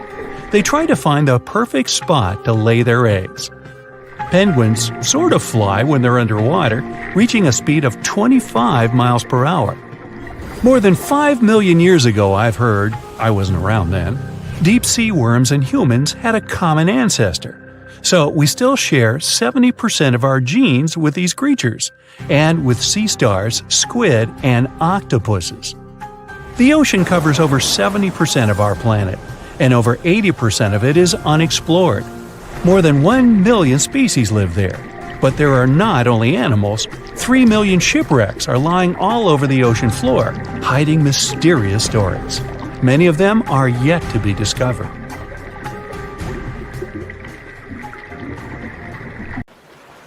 That's right, come on aboard. Please enter the submarine slowly and make yourself comfortable. Today, we're going deep into the dark parts of the ocean for the ultimate showdown, Shonisaurus and Megalodon. Time to see how Shoni and Meg stack up against each other. First round, age. Look at Shoni, the largest marine reptile, coming out of nowhere. This marine reptile looks a bit tired, since it traveled all night and got here all the way from the late Triassic period, about 215 million years ago. Back then, it was all dinosaurs, plus some crocodiles. Oh look, Meg got here on time too. She looks a bit more fresh and relaxed, probably because she's way younger than her contender. She started her dominance over the ocean 20 million years ago. Will she be able to stay on the throne after this duel? Meg went extinct about 2.5 million years ago, or at least we think she did. Only about 5% of the ocean has been explored, so spreading stories about an underwater giant shark is pretty easy. Who knows what's really hiding down there? Even though they're both extinct, dinosaurs like Shoni are way older. Meg's a baby compared to her. Sorry, Meg, 1 point goes to your older challenger. I bet Shoni's got some awesome stories to tell. Next round, length. Ah, good old Meg. She's the largest shark that ever lived on our planet, around 60 feet long. There aren't any full fossils of her to get a really accurate measurement. Scientists that study modern sharks can guess her length by her epic tooth size. Shoni was a little bit shorter, around 50 feet.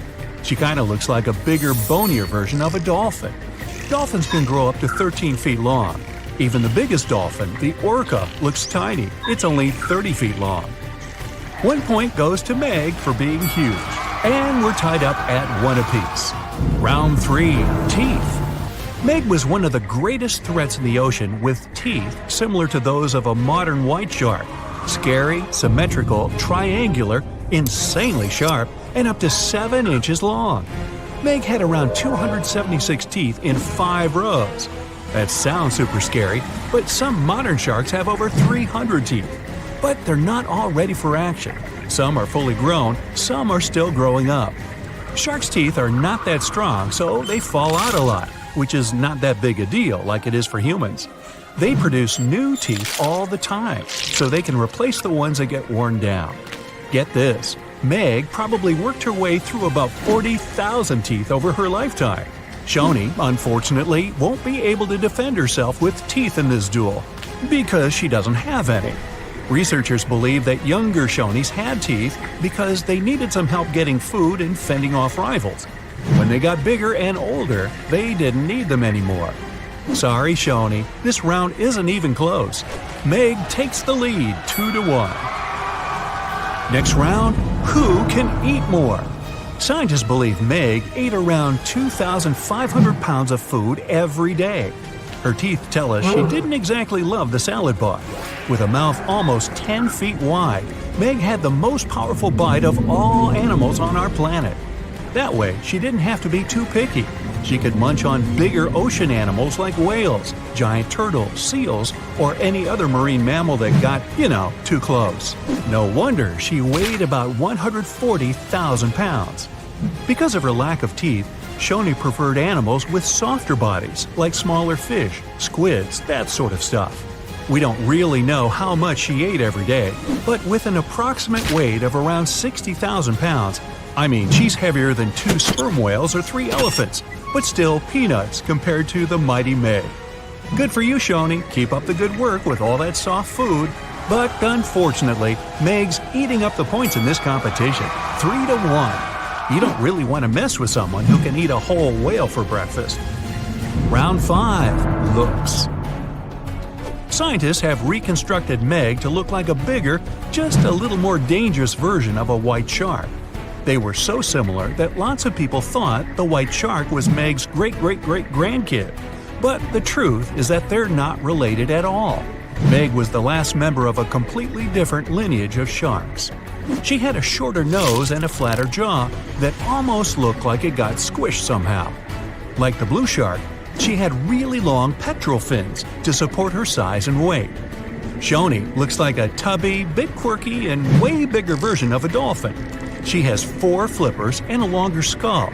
And what's interesting is that she doesn't have a dorsal or sail fin. Shoni can't do any of those cool tricks and maneuvers that dolphins do. That part also probably doesn't help when she meets another hungry dinosaur.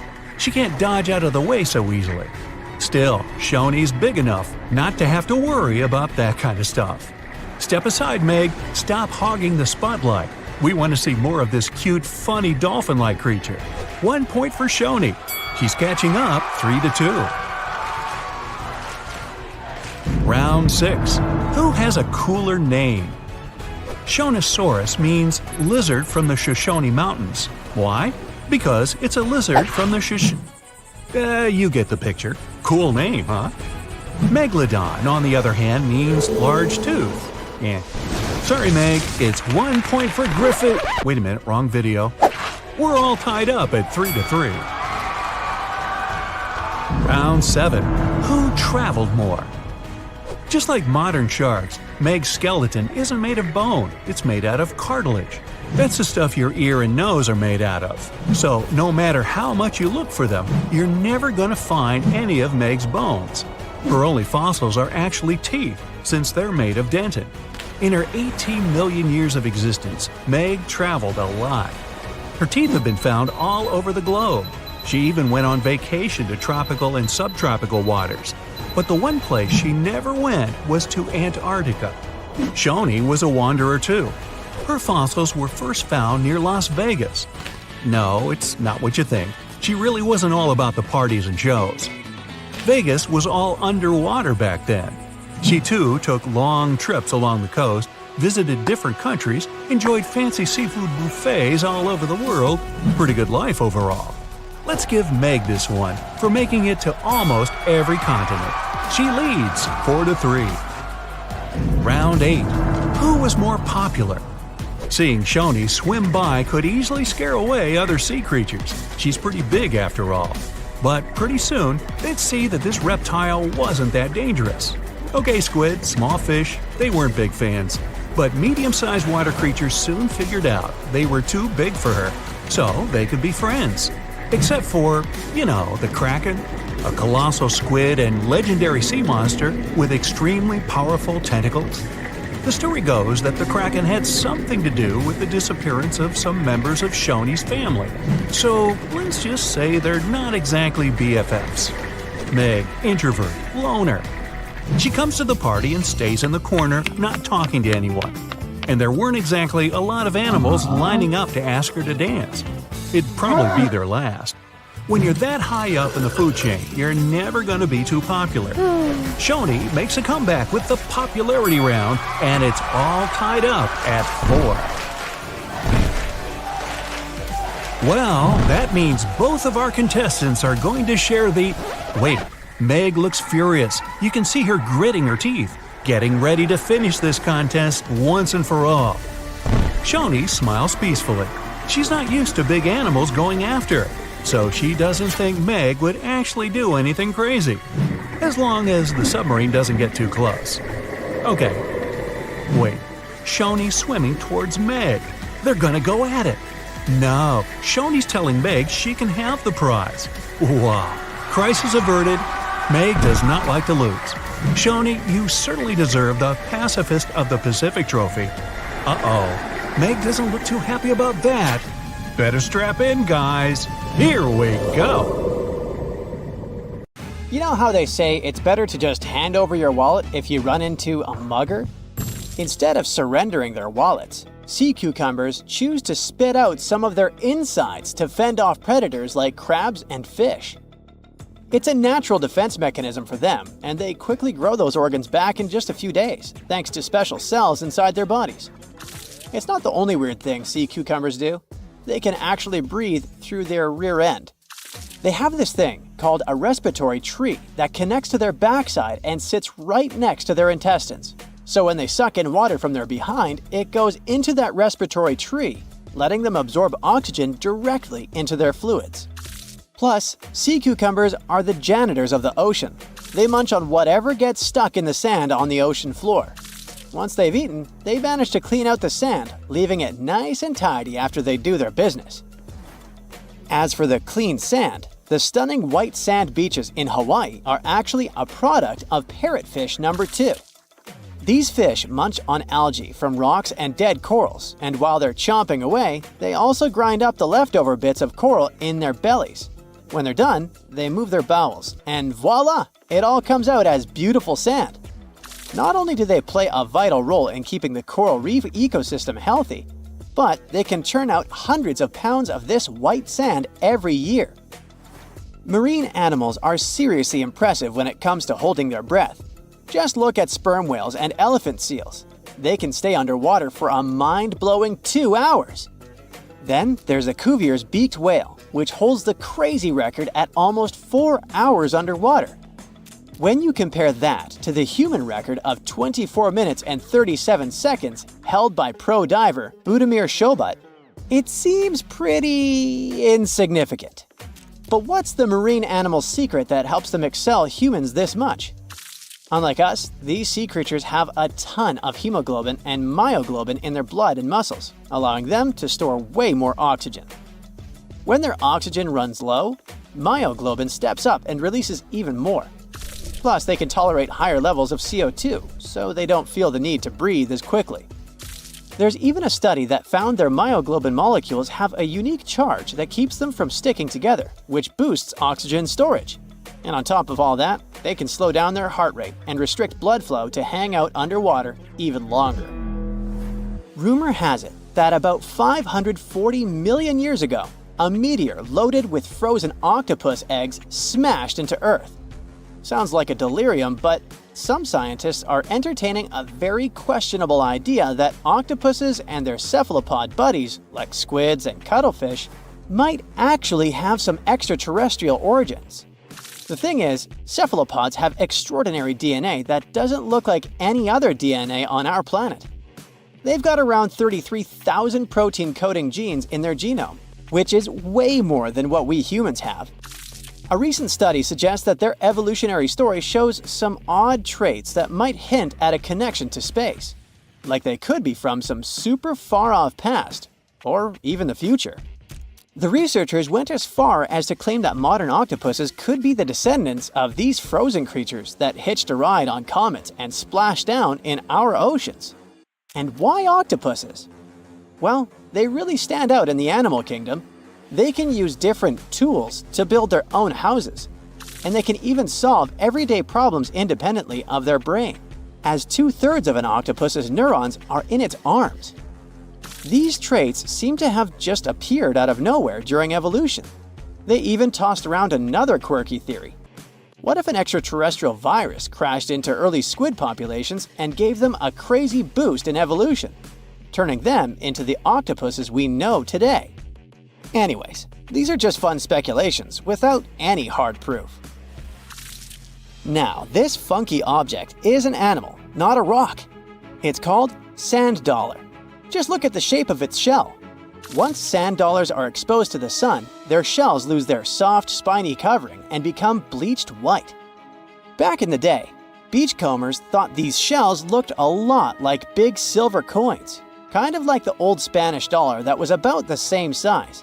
But if you prefer, you can call them sand cakes instead.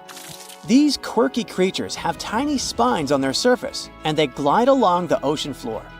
They use small tube feet that line the grooves on their underside to grab bits of food like plankton and algae, which they then send to their mouths. Inside, they have 5 triangular teeth that help them munch on their meals. In some Georgia folklore, sand dollars are said to represent coins lost by mermaids. Sand dollars have a unique talent for cloning themselves. They can do this for a bunch of reasons, like when a predator comes around. Some species of sand dollar larvae can actually split in half as a defense mechanism. It takes about 24 hours for them to clone themselves, and the new larvae end up being about 2/3 smaller than the original, which helps them hide from danger. Wait, is that a giant sea hot dog racing through the ocean? Sorta. Some scientists have joked that sperm whales seriously resemble enormous hot dogs. These massive creatures can take quick naps, standing up for about 10 to 15 minutes. They only sleep about 7% of the time, mostly between 6 p.m. and midnight. Sperm whales also have a cool ability to retract and extend their eyes, thanks to a thick retractor muscle around them, but they can't actually roll their eyes in their sockets. Plus, they have the most asymmetrical skull of any mammal out there. Oh, and let's not forget, they have the largest brain of any living creature, weighing in at over 9 pounds. Unlike us humans, If dolphins went into full-on snooze, they'd stop breathing and could drown. So they figured out a genius solution. They let only one side of their brain sleep at a time. This means one half stays awake to keep them breathing and watching out for any potential threats. When they snooze, they only close one eye. If their right brain is resting, their left eye is shut, and vice versa. This unique sleep style is called unihemispheric sleep, and it lets them recharge without ever fully losing awareness. On top of that, dolphins might be using corals and sponges like their own little pharmacies. Scientists have seen them rubbing their bodies against specific types of coral and sponges, suggesting they might be treating skin issues. They've even spotted dolphins lining up to take turns at these spots, using corals like Gorgonian coral Rumphella aggregata, leather coral, and some sponges. What's really fascinating is that researchers have analyzed these corals and found they contain compounds that could help with dolphin skin conditions, which can sometimes lead to infections and lesions. Now, the big question is figuring out exactly how each type of coral helps dolphins, and if it really boosts their health overall. Sea urchins aren't exactly the Usain Bolts of the ocean. They move slowly by crawling with their tube feet and occasionally give themselves a little push with their spines. These little guys have just 5 teeth, which they use like a beak to scrape algae off rocks, which I'm pretty sure is the ocean's version of an all-you-can-eat buffet. But since all that scraping wears their teeth down, they're in a never-ending dental replacement program. Scallops are the underwater equivalent of the world's most confused security cameras, sporting up to 200 tiny eyes on their shells. These eyes are high-tech. They can even adjust their pupils to light. Instead of working like ours, scallop eyes have a unique setup. Light goes through a pupil, lens, 2 retinas, and then hits a mirror made of guanine crystals that reflects it back. Scientists were puzzled about how they see since their main retina often gets blurry light. But it turns out, scallops can change their pupil size by about 50%. Just don't expect them to do it in a hurry, as it takes a few minutes. Now here's something really neat about orcas. They're expert hunters, and they do it in groups called pods. A pod can consist of up to 40 orcas, forming a very effective hunting team. Interestingly, there are distinct types of pods: resident and transient. Resident pods are more into fish, while transient pods have a taste for marine mammals. But no matter what type of pod they belong to, all orcas have one thing in common: they are master collaborators. They work together using smart hunting techniques that are often compared to the teamwork of wolf packs. Almost 95% of jellyfish's body is made of water. For comparison, the human body is 60% water. It's probably not a surprise since jellyfish don't have a heart, blood, eyes, or brain. The other 5% of their body weight is proteins, muscles, and nerve cells. Jellyfish have been around for more than 500 million years. This makes them older than dinosaurs. These creatures haven't changed much, and today's jellyfish are pretty much like their ancestors. Electric eels have small eyes that are not so effective in environments with no light, so they mostly rely on their electric organs. Those consist of 6,000 cells. Eels use them to stow power, similar to batteries. These creatures use electricity like bats use their radars or dolphins their sonar. An eel can also produce enough electricity to power a panel of light bulbs. There's a small tropical archer fish that can learn to recognize human faces. This fish has an interesting ability to spit small jets of water from its mouth. Researchers showed the fish the image of 2 different faces placed side by side. One was unknown and the other was familiar. The fish was supposed to spit water at the familiar one. The creature took the right guess more than 80% of the time. There's such a thing as a sea unicorn. That's an animal called the narwhal. Its horn is actually a tooth that can grow up to 10 feet long. Manatees, also known as sea cows, are distant relatives of elephants. Their weight can go up to 1,000 pounds. These creatures are vegetarian and need to eat around 10% of their total weight on a daily basis. That's lots of sea salad. In some cases, manatees share space with alligators, but they get along pretty well. You can even find a photo from Florida where an alligator rides a manatee's back. Frogfish have special fins that help these creatures walk along the sand. They're very useful in shallow waters. A ghost pipefish is hard to see, but once you spot it, you're bound to get really surprised. Its head makes up over 40% of its body. Crabs don't feel like wasting time on such formalities as putting foods in their mouth. That's why they taste it with their feet, which is where their taste buds are. Marine iguanas are the only lizards on our planet that like spending time in the ocean, even though they mainly live on land. They're herbivores that feed in shallow waters and swim like snakes. Iguanas use their long claws to hold on to the bottom when they need to graze. Green turtles can cross over 1,400 miles when migrating. They try to find the perfect spot to lay their eggs. Penguins sort of fly when they're underwater, reaching a speed of 25 miles per hour. More than 5 million years ago, I've heard, I wasn't around then, deep-sea worms and humans had a common ancestor.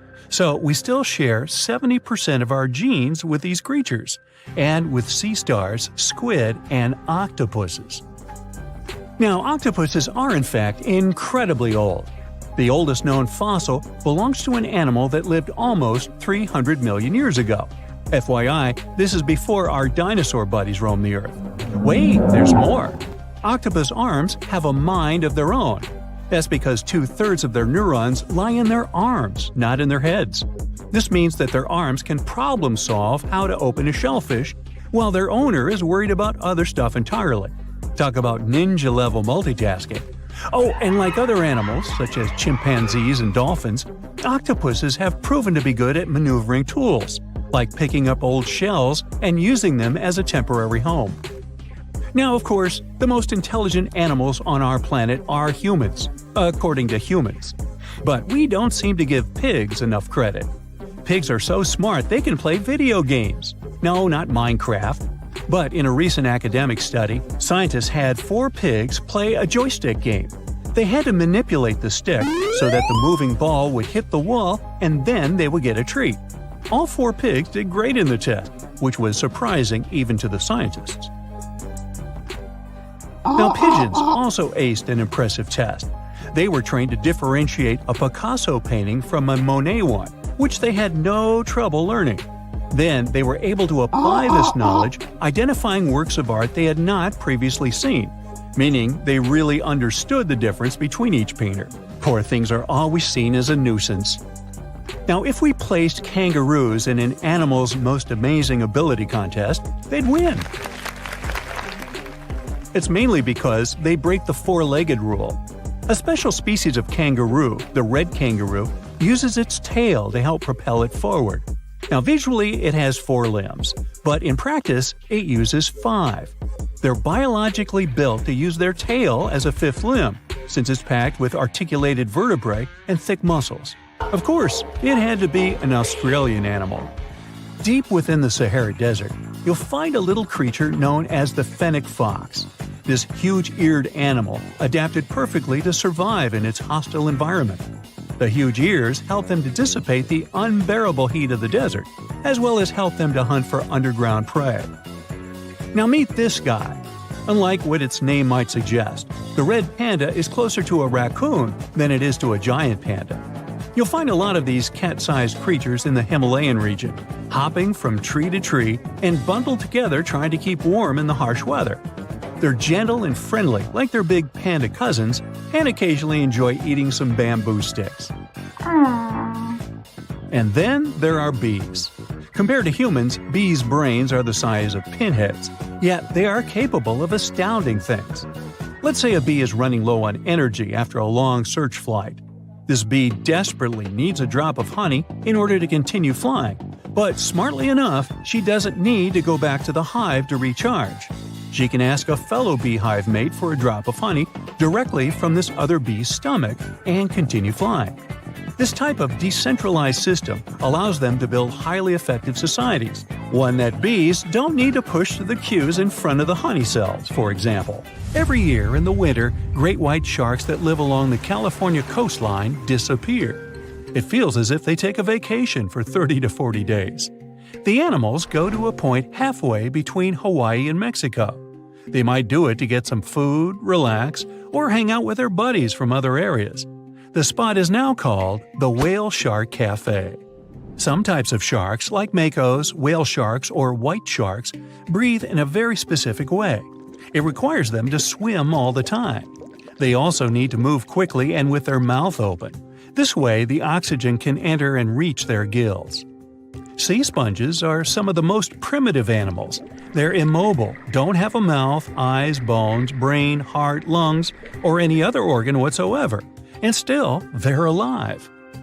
There's such a thing as a sea unicorn. That's an animal called the narwhal. Its horn is actually a tooth that can grow up to 10 feet long.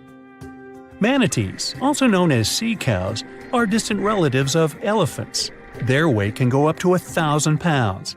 These creatures are vegetarian and need to eat around 10% of their total weight on a daily basis. That's lots of sea salad. In some cases, manatees share space with alligators, but they get along pretty well. You can even find a photo from Florida where an alligator rides a manatee's back. Frogfish have special fins that help these creatures walk along the sand. They're very useful in shallow waters. A ghost pipefish is hard to see, but once you spot it, you're bound to get really surprised. Its head makes up over 40% of its body. Crabs don't feel like wasting time on such formalities as putting foods in their mouth. That's why they taste it with their feet, which is where their taste buds are. Marine iguanas are the only lizards on our planet that like spending time in the ocean, even though they mainly live on land. They're herbivores that feed in shallow waters and swim like snakes. There's something known as the orange cat behavior, and apparently it's not just a meme. So far, scientists have been able to understand that coat color is connected to a feline's gender. And since orange is an X chromosome, orange cats are usually males, like Garfield. The so-called orange cat behavior describes ginger cats as agents of chaos. Again, pretty much like Garfield. However, there haven't been any conclusive studies on whether coat color and cat behavior are truly linked. In terms of vision, mantis shrimps probably have the most psychedelic vision out of all animals. These funny-looking creatures have a whopping 16 varieties of photoreceptors, with 5 of them reserved for the ultraviolet or UV spectrum.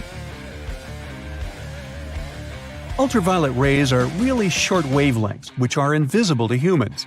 The thing science still doesn't understand is how exactly these mantis shrimp view the world around them. Sure, they can perceive a bunch of colors, but they can't necessarily distinguish all of these colors among themselves.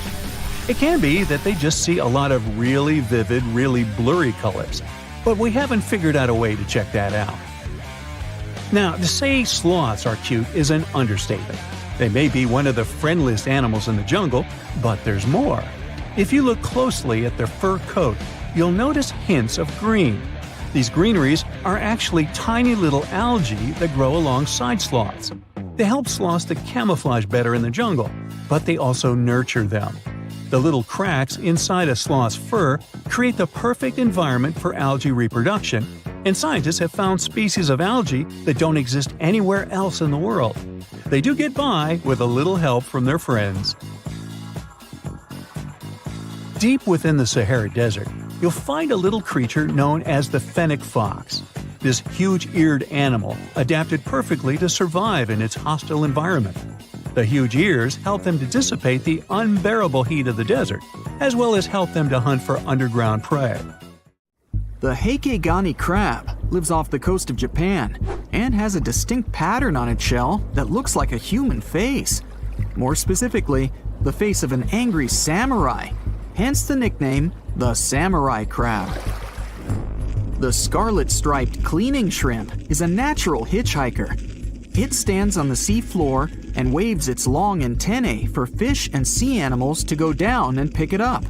Then it pays for the ride by cleaning the host from bacteria and plankton. Sea salps are often confused with jellyfish, although they're closer to Portuguese man-o'-war. They're very quick to mature, growing from newborns to adults in less than 48 hours. The Galapagos Islands are legendary. They've got giant tortoises, blue-footed boobies, Sally Lightfoot crabs, and red-lipped batfish. But if you've ever swum around there, you might have seen something really unexpected in the water. Iguanas, everywhere. These large marine reptiles eat the algae that grow on underwater rocks. They're strict vegetarians. I bet the fish are happy about that. A long flat tail designed for swimming helps them move around, and sharp claws keep them on the rocks for their daily sunbathing sessions. But watch them closely, they sneeze a lot. They haven't got a cold or anything, they're sneezing out salt. A special gland keeps the salt out of their nose, and they've got to get rid of it somehow. Sounds painful. What's cool is that they don't mind us in the water with them. Because the islands have been so isolated, the creatures here aren't afraid of humans. Fish can fly too. Thanks to their wing-like fins, flying fish can soar a distance of about 600 feet, almost as long as 2 football fields. They need flight to escape from predators. The skeleton shrimp could be the stuff of nightmares if it wasn't so tiny. As it is, it looks like a stick insect, but almost completely transparent. This creature looks more like a fish from a horror movie than from Earth's oceans. The sea devil anglerfish resides at a whopping depth of 3,200 feet and has no shortage of weird features: razor-sharp teeth, a misshapen body, and an unsettling stare. But perhaps the creepiest thing about the sea devil anglerfish is the way it catches its prey.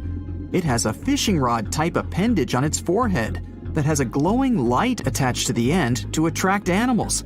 Once these animals come close enough to the light, bam, they're captured by the sea devil's massive jaws. These guys are even capable of eating prey larger than they are, so their eyes aren't bigger than their stomachs.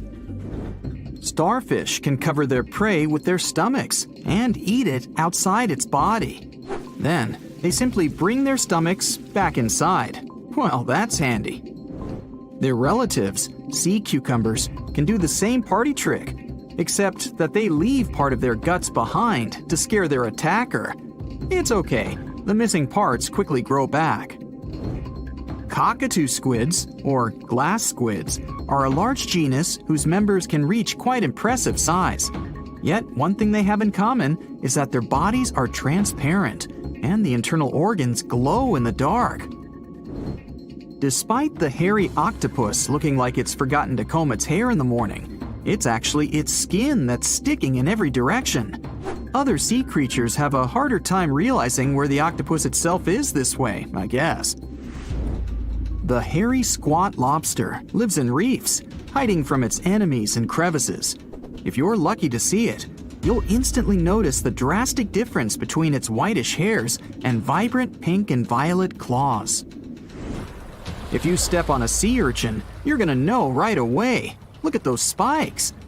While they're not aggressive, they've got a great defense going against any creature that wants to eat them.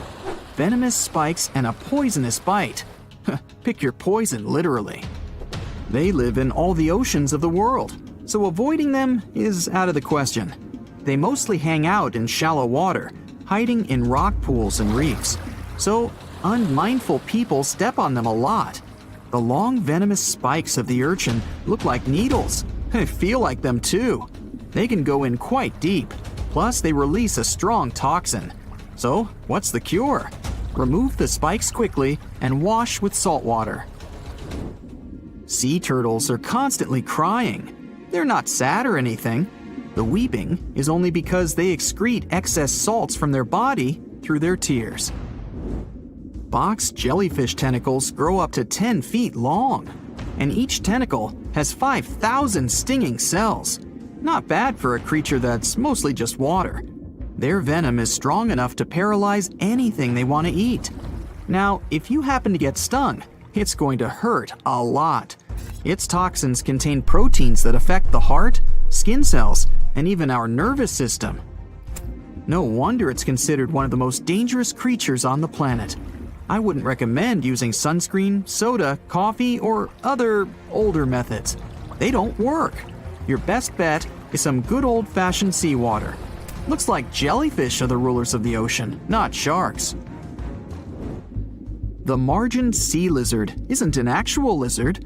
It's a kind of sea slug that dwells close to the water surface. It swims upside down and somersaults to get food. And let's admit, it looks very cute.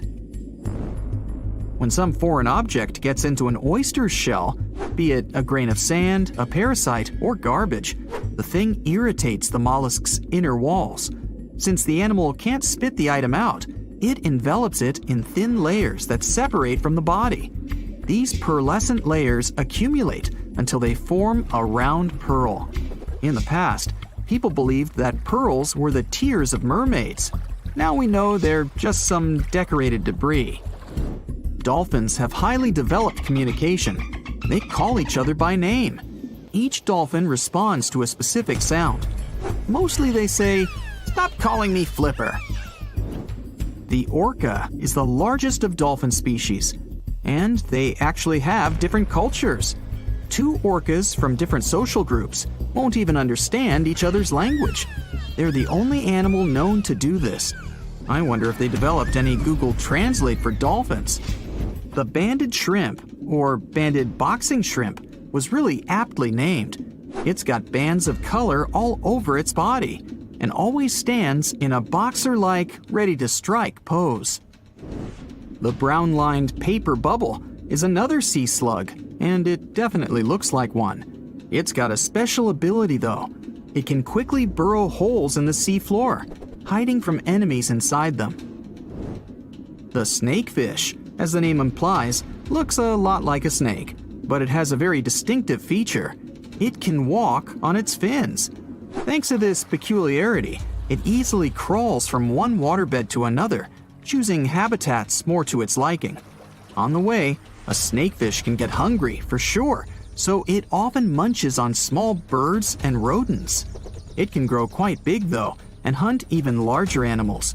How much weirder can it get than to walk through the woods and suddenly see a huge and toothy fish stalking some rabbit?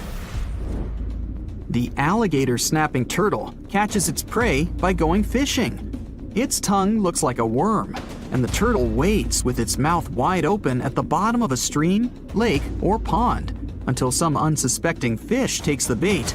Then, snap! The jaws come together faster than the blink of an eye, and dinner is served. The mossy jellyfish is normally invisible in the dark abyss where it dwells, but when exposed to light, it will reflect it and shine beautifully. The black swallower might be small, but make no mistake, it could easily gulp down your favorite puppy. It can open its mouth extremely wide, allowing it to swallow prey twice its size. The African tigerfish will eat whatever it finds, and given its own size and that of its monstrous teeth, you can imagine it finds a lot of food. It mostly feeds on other fish, but when nutrition is scarce, it can jump out of the water and catch both insects and small birds right in the middle of the flight. It's not so big as to eat a human, of course, but the name should warn you that it can easily take a bite out of your arm or leg. Your brain controls your arms and legs, but with an octopus, each arm is actually kinda independent with its own special brain, held together by a bigger central brain, kinda like the conductor of an orchestra. The central brain sends higher-level signals to each arm, saying things like, "Move to the left, there's a crab behind the corner," or "Touch this silly human's foot, let's mess with him a little bit." No matter how smart their arms and legs might be, an octopus still needs to look after them all the time. The sky suddenly turns orange. All you can see as you look up are millions of butterflies. You just got lucky to witness the spectacular natural show, the annual migration of monarch butterflies. Every fall, as the days get shorter and the temperatures go down in the northeastern US and Canada, these beautiful creatures leave their summer breeding grounds. They travel up to 3,000 miles to Mexico and never come back. Their perfect overwintering ground is high in the mountains. Millions of monarch butterflies are safe there in the canopy of OML fir trees. Once the winter is over, it's time for them to go back up north. they make a stopover around Texas to mate and lay eggs on milkweed plants. A few days later, these eggs turn into caterpillars that feed on the plant until they transform into grown-up butterflies. Now, it's their turn to continue the journey up north until they find a new breeding ground. This way, generations keep changing en route, and it may take up to 5 of them to get to the final destination back in Canada. It's a natural mystery how the butterflies traveling south live up to 8 months traveling with the air currents. The same species going back completes its life cycle in 5 to 7 weeks. Scientists still don't know why the monarchs migrate and how they find their way.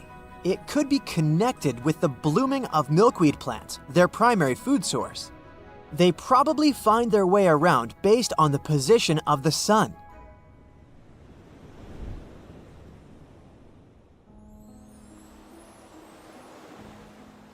Humpback whales are real champions when it comes to migration and size among mammals. They cover a distance of up to 5,000 miles following their lunch. In the summer, they move towards the poles to colder waters, where there's plenty of krill and small fish. In the winter, they go south towards the equator's tropical waters. They also travel to mate. They have specific locations where they gather to do it. During the winter breeding season, you can hear male humpback whales sing, most likely to attract females or mark their territory. They produce a long series of calls and can repeat the same song for several hours. When the song changes, all singers that are currently migrating pick up the new tune. It's amazing how they do it when the distance between groups can be over 3,000 miles. Sea turtles migrate for more sentimental reasons. For hundreds of millions of years, these cute family guys return to the exact place where they were born to lay their eggs. They can cover up to thousands of miles, mostly when the seasons change and the waters are of a comfortable temperature. It could take them years, since some of them travel across the Pacific Ocean between Indonesia and the west coast of the United States and Canada, which is a total of 10,000 miles. But how do they find the exact spot they need if their parents can't just send them a geotag? Scientists have found out that they navigate using the invisible lines of the Earth's magnetic field. It turns out that each part of the coastline has its unique magnetic characteristics. The turtles remember theirs and travel using their internal compass. The magnetic field changes slowly but surely, so they have to shift their nesting sites accordingly. Salmon are born in freshwater streams and move to the ocean as juveniles. Atlantic salmon are brown and spotted as they cover hundreds of miles in fresh water and turn silvery in the ocean, where they travel for up to 1,000 miles. Adult salmon stay in the ocean for 1 to 5 years, feeding mostly on zooplankton. Then it's time for them to go back to freshwater to spawn. On their way back to the breeding grounds, they have to ascend thousands of feet against the current in mountain streams. This challenging journey is called a salmon run. They set on this run because they know the stream they're headed to will be good for spawning, and they'll meet the right species to mate with. Young salmon remember the smell of their home stream and probably even take note of various points along the way to the ocean to find it again. Just like sea turtles, they use the Earth's magnetic field as a compass for their travels. Pacific salmon and most male Atlantic salmon only live for a few weeks after spawning, and some female Atlantic salmon survive and migrate back to the ocean. Caribou, better known as reindeer, are the champs when it comes to migration distance among land mammals. Every spring, they cover a distance of around 400 miles in Alaska, from their winter to their summer feeding grounds. Individuals cover up to 3,000 miles, but herd migration is way more spectacular. The largest herd has at least 260,000 members, and its migration territory covers an area larger than California. Scientists put radio tracker collars on some herd members and take thousands of photos to count them all. This census is organized every 3 years in good weather conditions to see if the population figures are rising or falling and track their migration patterns. Caribou grow through all this migration trouble to safely raise their newborn young. They reach remote grounds where golden eagles, wolves, and grizzly bears won't bother the youngsters during their first, most vulnerable days. Another good excuse to hit the road up north for them is to save themselves from mosquitoes, which would be a huge problem in warmer months. Plus, they get fresh seasonal foods from the areas they stay in. Their migration helps fertilize the grounds they pass by, which means the tundra should thank them for regenerating and protecting its grasslands. Wildebeest, also known as gnus, are relatives of antelopes and gazelles. They spend most of their lives in the Serengeti plains of southeastern Africa, grazing on the grassy savannas. Every year at the end of the rainy season, normally in May or June, millions of wildebeest head northwest in search of greener pastures and then back again. This migration is so spectacular that it's considered one of the 7 wonders of the natural world. Sadly, not all wildebeest make it to their final destination, as they have to cross rivers full of giant crocodiles and pass by hungry lions and other predators.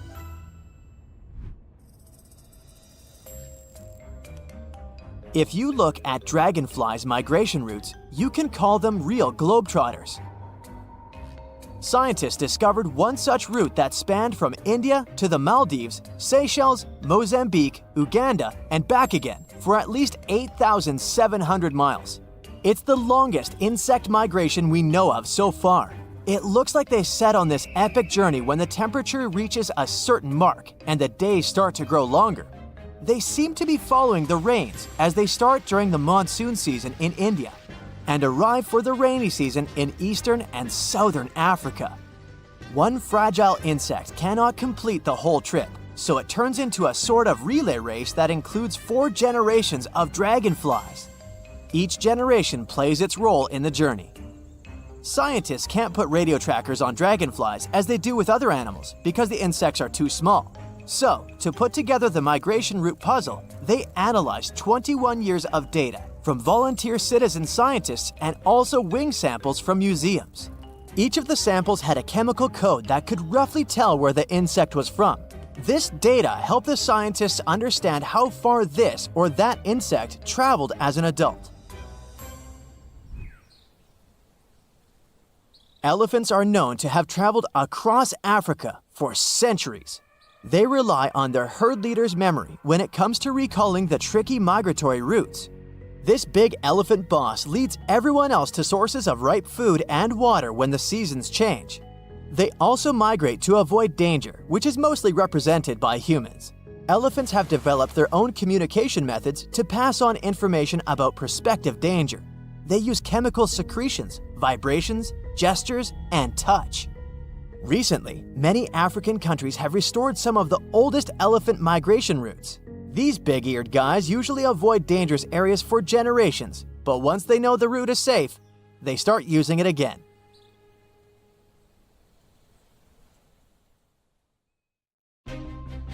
"450 million years ago, no, I wasn't around then, the sea level was higher, coral reefs started to form, the climate on our planet was stable and warm, not even dinosaurs were around yet. The time when bony and jawed fish we know as sharks appeared. They've been dominating the oceans and making other marine creatures flee in fear ever since. Many of them, like great white sharks, have evolved and adjusted to life in the open ocean as hunters with a pretty high position in the food chain. They're less diverse today than before. One of the reasons is the asteroid strike from the age of dinosaurs. After it reduced the number of shark species, only smaller and deep-water kinds that ate primarily fish survived. They started getting bigger over time. Near the surface, sharks such as makos or great white ones develop faster movements and are somewhat between gray and blue to blend in with their surroundings. The epaulet shark can even walk on the land. It can't take a walk on the beach because it can't breathe outside of the water, but it lives on coral flats in shallow tropical waters, so it can walk in kind of a crawling motion. But deep down below, there are mysterious, alien-looking, often huge shark species that didn't come to the surface.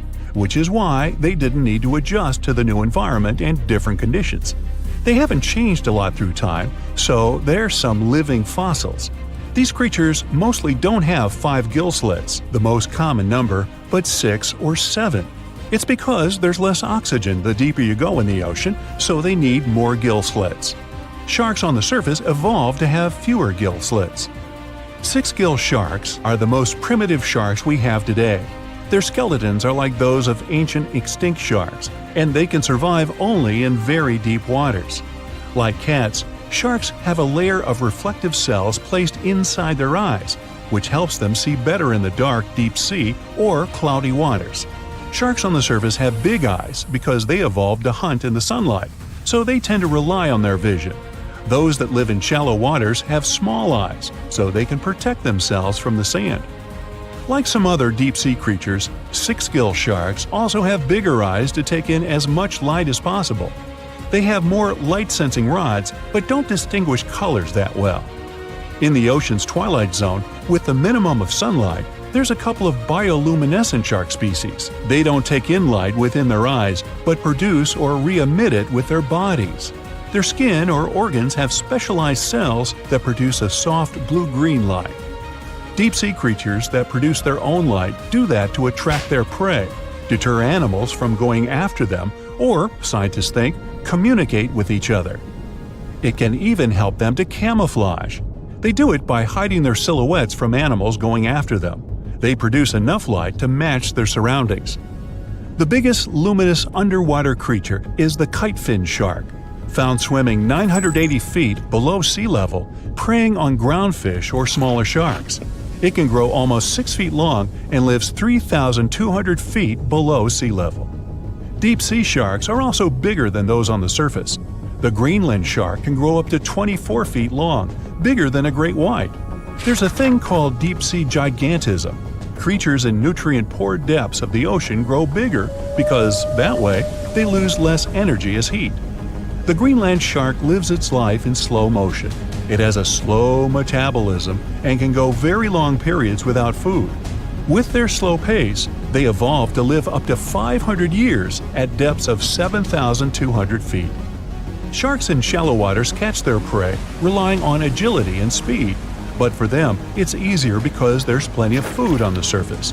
Deep-sea sharks, with less food and slower life rhythm, had to develop a different style.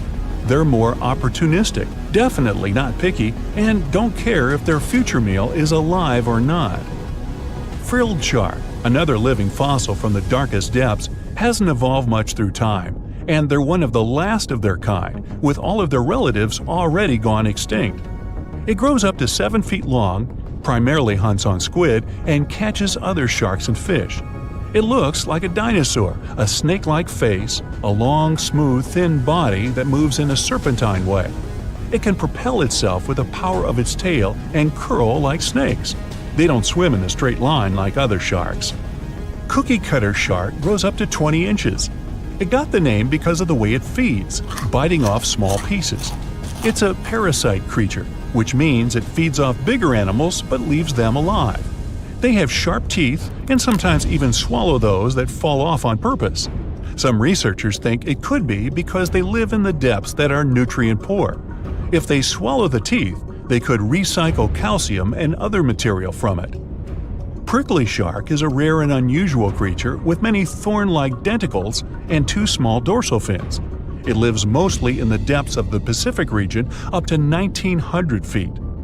Ghost sharks are not even real sharks, but fish closely related to them and rays.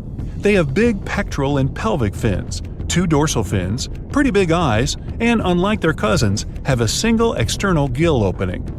Ghost sharks have slender tails and can grow up to 80 inches, silver to blackish color. They sometimes live in rivers and coastal waters, but also in the depths of the ocean of 8,200 feet or even deeper. They are pretty weak swimmers, so they tend to feed on invertebrates and small fish. Goblin sharks. Swimming through the deep sea, this creepy shark with a flabby body suddenly sees a small, innocent squid. It goes toward it, but the potential snack notices it and quickly starts moving to dart away.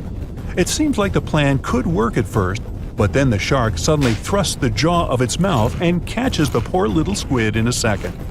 After the meal is finished, the animal simply fits the jaw back into the mouth and goes away as if nothing happened. This is possible because it has a jaw connected to 3-inch-long flaps of skin, which is why it can unfold from the snout.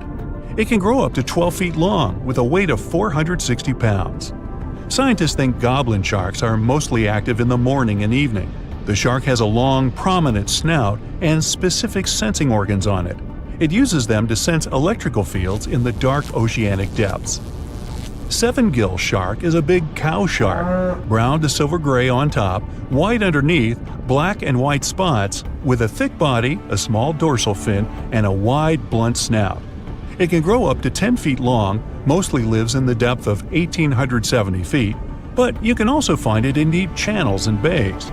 It can be aggressive toward humans if provoked, so don't. Like most deep-sea creatures, it's an opportunistic hunter that's not quite picky but likes to go after dolphins, seals, porpoises, and other marine animals.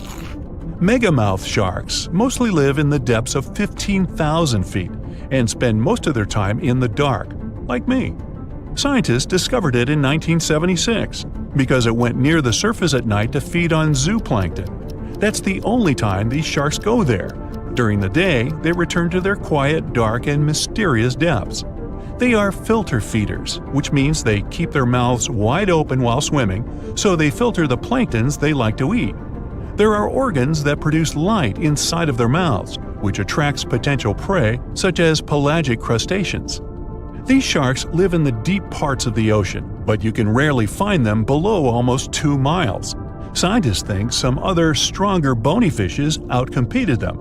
Deep parts of oceans became oxygenated around 70 million years ago, and sharks have been around way longer. But bony fishes adjusted and adapted efficient ways to use oxygen, while sharks were slow with adaptations, so they lost.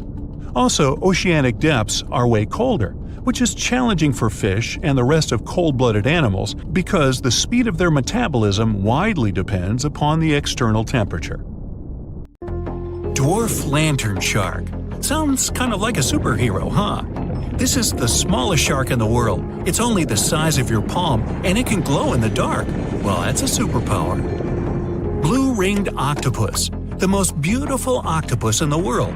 But the bright colors of animals usually indicate they're venomous. An antidote to its venom is yet to be found, although this little guy is the size of a TV remote. Sarcastic fringehead. Though this fish is only 12 inches long, it can eat prey much larger. Its jaw can open just like a dinosaur's. The sarcastic fringehead has been known to attempt to swallow a whole octopus. Hey, can't we all just get along? Red lionfish. This beauty has an incredible appetite.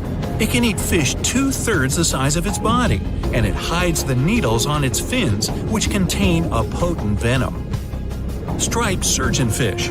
It has scalpel-sharp spikes on its fins, not to perform surgery, but to hunt. And unlike a doctor, it has venom on them. Black dragonfish. This is the only fish that can produce infrared light thanks to the chlorophyll in its eyes.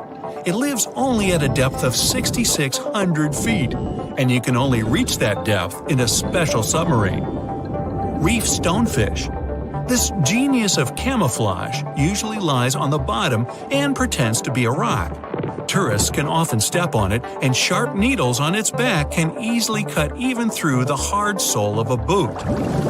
Viperfish. This fish, the size of your forearm, has the largest teeth in relation to its head in the world. But you're unlikely to encounter it because it lives at a depth of 13,000 feet. Lamprey. These are parasites that stick up to other creatures and live off of them. Only these guys are 10 times bigger than the average river leech. Mega piranha. The most aggressive fish in the world, the size of a Doberman dog. A pack of these guys could leave nothing of an entire cow in just a couple of minutes. Fortunately for all of us, they ceased to exist 8 million years ago. Whew! Black pacu. Pretty ordinary big fish until it opens its mouth. It has human-like teeth, And the richest black pacu even had golden dental crowns. Just kidding. Payara, the most dangerous freshwater resident. It can swallow prey half its size. Even piranhas fear this monster. Anglerfish. It has a fishing rod on its head. It's a bait that lures small fish right into the mouth of this hunter. Slender snipe eel. It's very long and flexible due to the number of vertebrae in its back. There are 750 of them. By comparison, we only have 33 to 34 vertebrae. Barracuda. Its jaw is similar to that of a great white shark, but its trademark is speed. It would beat any Olympic swimmer at 29 miles per hour. Ocean sunfish. It's a fish the size of an adult person, and it's the heaviest bony fish in the world. Although peaceful, thank goodness, they sometimes damage the bottoms of small fishing boats. Frilled shark. Its length would allow it to successfully play basketball. It hunts with the strategy of a snake. The shark bends its body and then makes a sharp dash forward, and it has 300 teeth. Plenty of frills there. Electric eel. Its feature is its electrical organs, which can discharge 4 times as much as a normal household socket. The electric eel's shock can easily stun a large horse. Box jellyfish. It doesn't just drift in the waves near a shore like a regular jellyfish. Oh no! These guys are very fast and can even catch up with a person in the water. And their sting is hazardous. They don't look for trouble, but they're always ready to defend themselves. Goblin shark. Its snout ends in a long blade-like outgrowth, and its jaw could extend all the way to the end of the snout. It's one of the most terrifying sharks in the world, despite its tender pink color. Saltwater crocodile. This is the most bad-tempered crocodile on the planet, and one of the largest at 20 feet. They're not afraid of humans and only consider us as food. Hey, don't snack on me. Great white shark, the most notorious inhabitant of the oceans. Once, a great white shark pierced the bottom of a tourist yacht. The boat sank, but luckily no one was injured or eaten. Greenland shark. These are the real long livers of the marine world. They have a very slow metabolism and can live up to 300 years. For comparison, the oldest human was 122 years old. Giant oarfish. This fish is as long as a giant anaconda, and it holds the title of the largest bonefish in the world. Giant manta ray. This creature might look like it's smiling, but it'll rush at you without hesitation. They reach up to 16 feet in diameter and have a very sharp spike with a neurotoxin. Great. Orca. They can swim at the speed of a car and are as big as a large minivan. And they're the only sea hunters that can jump out onto the coast and grab their prey there. Dunkleosteus. This guy was the size of a limousine. Although it had no teeth, it had bony plates that gave it one of the strongest bites among sea creatures. Camarasaurus. This is an ancient clam of incredible size, but 90% of its entire body was a cone shell. It was heavy, which prevented it from moving very fast. So most of the time, Camarasaurus lay motionless on the bottom, waiting for small fish to swim by. Kronosaurus. It was similar to a crocodile, only several times larger. The remains of one of them contained dinosaur bones, so Kronosaurus hunted not only in the sea, but also on land. Helicoprion. One of the few species to survive the Triassic extinction event. It did so thanks to its high intelligence and a powerful fighting tool, the circular saw-shaped jaw on its nose. Elasmosaurus. Its appearance resembles a giraffe, only twice as big. And these guys were real travelers. They swallowed small rocks to grind their food. 300 rocks from all over the world were found in the remains of one of them. Colossal squid. It weighs as much as 2 polar bears and is 5 times as long as a human. They're extremely rare, but still exist far out in the cold waters of our planet. Humpback whale. Like ordinary whales, they feed on plankton and small fish, using their mouth as a huge net. They use their giant tail to stun large schools of fish. Mosasaurus. Aren't you impressed that I can say these Latin names? No? Oh well. The Mosasaurus were as big as a subway car and were the kings of the seas 66 million years ago. Their jaw and skull were snake-like, and they could swallow their prey whole. Today, we can still find their relatives, the monitor lizards. They monitor where you go. Not really. Melville's Leviathan. Now this guy had the biggest teeth ever known. They were basically as big as half your hand, and their appearance resembled something between an orca and a sperm whale. Leadsichthys. They were bigger than a school bus, but they weren't hunters. Their large size prevented them from being fast, so they fed mostly on plankton. Megalodon. Ooh, the most famous ancient sea creature. They were heavier than a tank or even a small house. Some people think they're still living in the deep waters of the ocean, but this, of course, is not true. Basilosaurus. Giant ancestors of modern whales.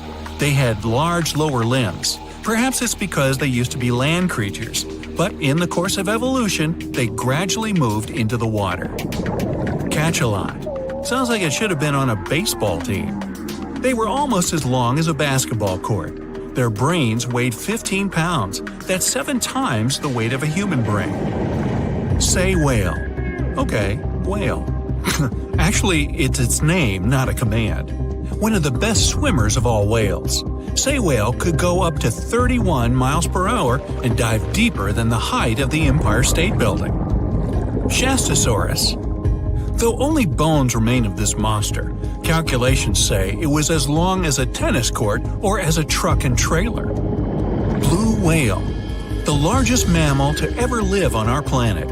Its heart alone weighs as much as a big motorcycle, and its veins are as wide as a big pot. And these guys can sing songs. Lion's mane jellyfish. The world's largest jellyfish. It has a hat 7 feet wide and tentacles as long as a 10-story building. Although they're not dangerous at all, people can still get tangled in their incredible tentacles like in a net. Portuguese man-o'-war. Although its head is very small, just like an ordinary jellyfish, its tentacles are as long as half a soccer field. And these things are venomous. They paralyze fish and anything caught in them, even people. So, stay away, huh? There are plenty of fish in the sea. Some of them look totally like Nemo or Dory. Then there's the butterfly fish and fancy guppy, which is indeed really fancy. And then there's... What on earth is that? I would definitely not pay for a diving experience to see this guy. The anglerfish has the unofficial title of the ugliest animal in the world, but I wouldn't dare to break that news to it. There are more than 200 species of anglerfish currently swimming somewhere in the gloomy depths of the Atlantic and Antarctic Oceans, up to a mile below the surface. Some of them prefer different living conditions, the shallow tropical environments. Different kinds of anglerfish vary in shape and size, from the famous black sea devil to frogfish, monkfish, footballfish, goosefish, batfish, and sea toad.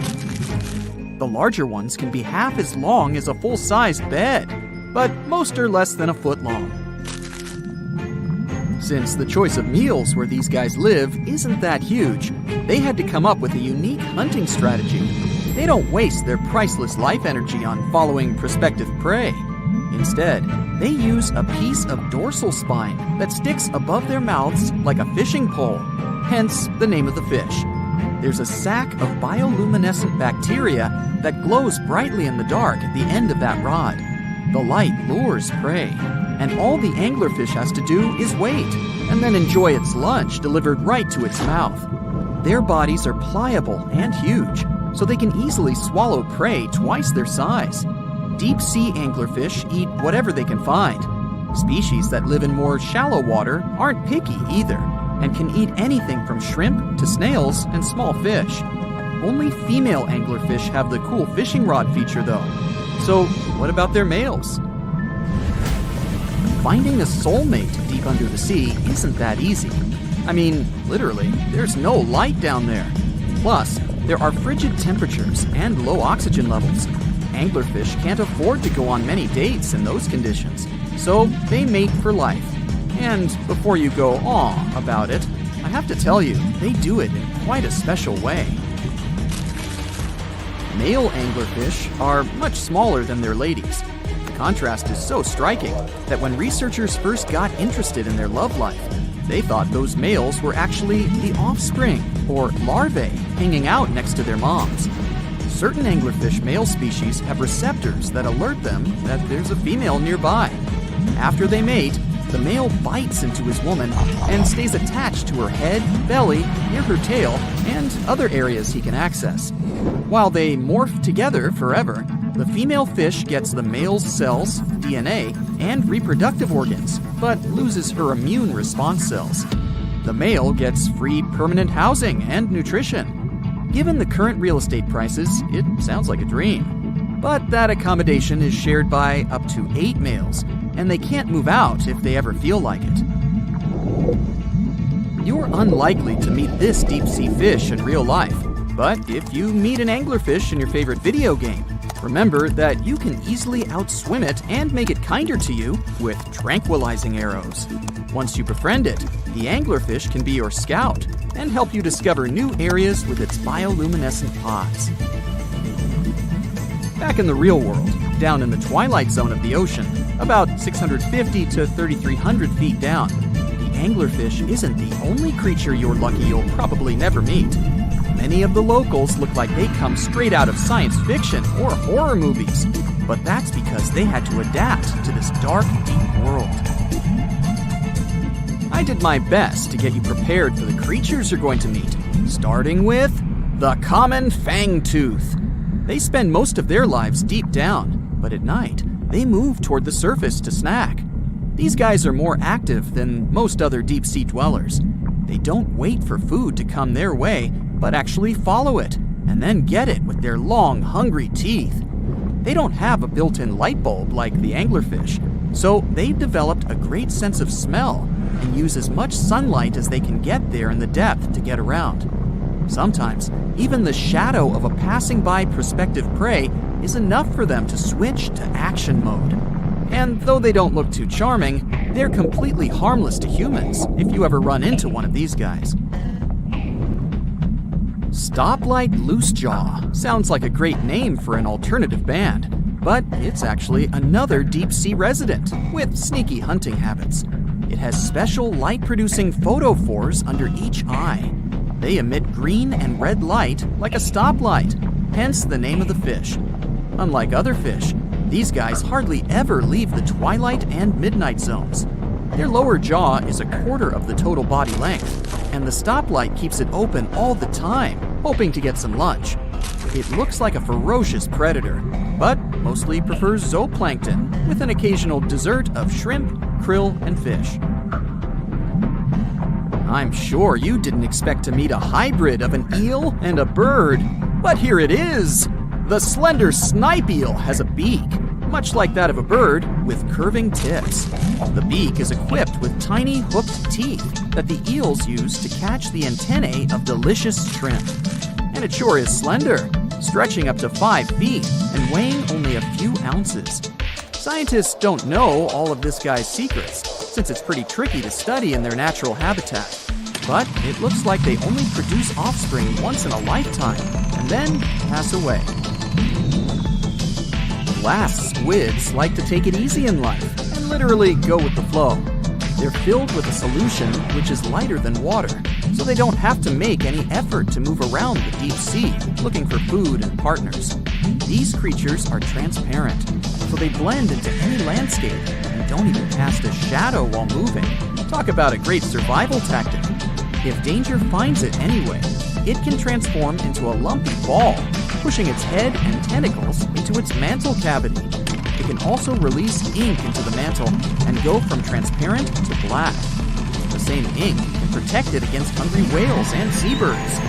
Another tactic they use to scare off predators is to activate their light-emitting organs around their eyes.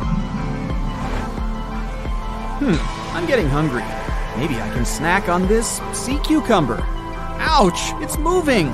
so I guess it doesn't belong in a salad after all. These soft-bodied fellows live in all parts of the ocean, from shallow waters to the deep underwater world. Most of them slowly move around with their tiny feet, but some crawl around by flexing their bodies. Sea cucumbers can shed their internal organs when there's a predator approaching. Those sticky organs distract the intruder, and the happy cucumber moves on and just grows the organs back. What's that glistening in the distance? Looks like someone dropped gems in the water. That's a sea sapphire, also known as the most beautiful animal you've never seen. Some males of this type of copepod can change color from deep blue to purple, red, or gold. 1 second later, it's gone. And it's back, shimmering bright. The secret to this magic is that their bodies are transparent and reflect light differently at certain angles. It looks like it's their way of communicating between each other and attracting mates. Female sea sapphires don't have the same superpower, but their eyes are bigger compared to males, probably to spot them from a distance. Males roam wild and free, and their ladies stay in the crystal palaces of strange barrel-shaped jellies called salps. A shimmering portal closes behind your back. A smiley guide greets you. Hey, you're not the first person to travel between the worlds, but such a journey still remains something out of the ordinary. At first sight, the place is not that different from your own. The same people, the same transport, similar architecture. Then why did your friends swear it would be the trip of your life? Your travel agent told you the town you'd be visiting is at the seaside. That's why you ask your guide if you could spend some time near the ocean. He gives you a funny look, but agrees. The day's brilliant, sunny, and hot. It feels only natural to take your clothes off to get some sun. After a while, you get up to go have a swim in foamy waves. But your guide grabs your arm. His grip is unexpectedly strong, his face anxious. No, it was risky enough to come to the beach and stay so close to the water. And now you're going to take a chance with your life? Huh? That's all you can answer. There must be some misunderstanding. What's so dangerous about this beach? Rip currents? The guide suddenly calms down. Don't tell me you don't know why people from your world travel here? You shake your head, and the man starts to laugh. When he's done chuckling, he becomes serious and mutters, "Okay, I'll show you something you won't be able to forget. Ever. Let's go." You walk along the beach, keeping more than enough space between you and the water. What surprises and worries you the most is the eerie silence. The only sound you can hear is waves hitting the shore. No kids cheering, no surfers riding their boards, no fishers waiting for a good catch. Your guide slows down, and you see a small harbor. For some mysterious reason, it's separated from the open ocean by a thick metal fence with massive gates. You and your guide are heading for a large boat, or rather a ship. Just how many people are going to join us on this excursion, you ask. It's just the two of us and the crew, your guide replies. In our world, it's too dangerous to put to sea on a smaller vessel. And indeed, you notice no fishing boats or yachts nearby. You follow your guide downstairs and see a large cabin with a glass floor. Feel free to step on the glass, it's super thick and literally unbreakable. The ship starts vibrating and moves away from the shore. You're watching the rocky bottom, corals, and schools of colorful fish pass by. The water under the ship is getting darker. All of a sudden, your guide whispers, "Here it is." The creature is enormous, longer than a semi-trailer and almost as long as the vessel you're on. Its body shape resembles that of the modern-day monitor lizard, but longer and more streamlined. This makes the animal more fitted for swimming. Its limbs are short, with webbing between fingers. It also has a wide tail with a broad triangular plate on it. While swimming, the critter keeps its body stiff to reduce the drag through the water. The only thing that's moving is its mighty tail. As soon as you manage to get your voice under control, you scream, "A dino!" Nope, your guide doesn't agree. It's a mosasaur. They aren't dinosaurs. These creatures are reptiles. You must have their close relatives in your world, snakes, and monitor lizards.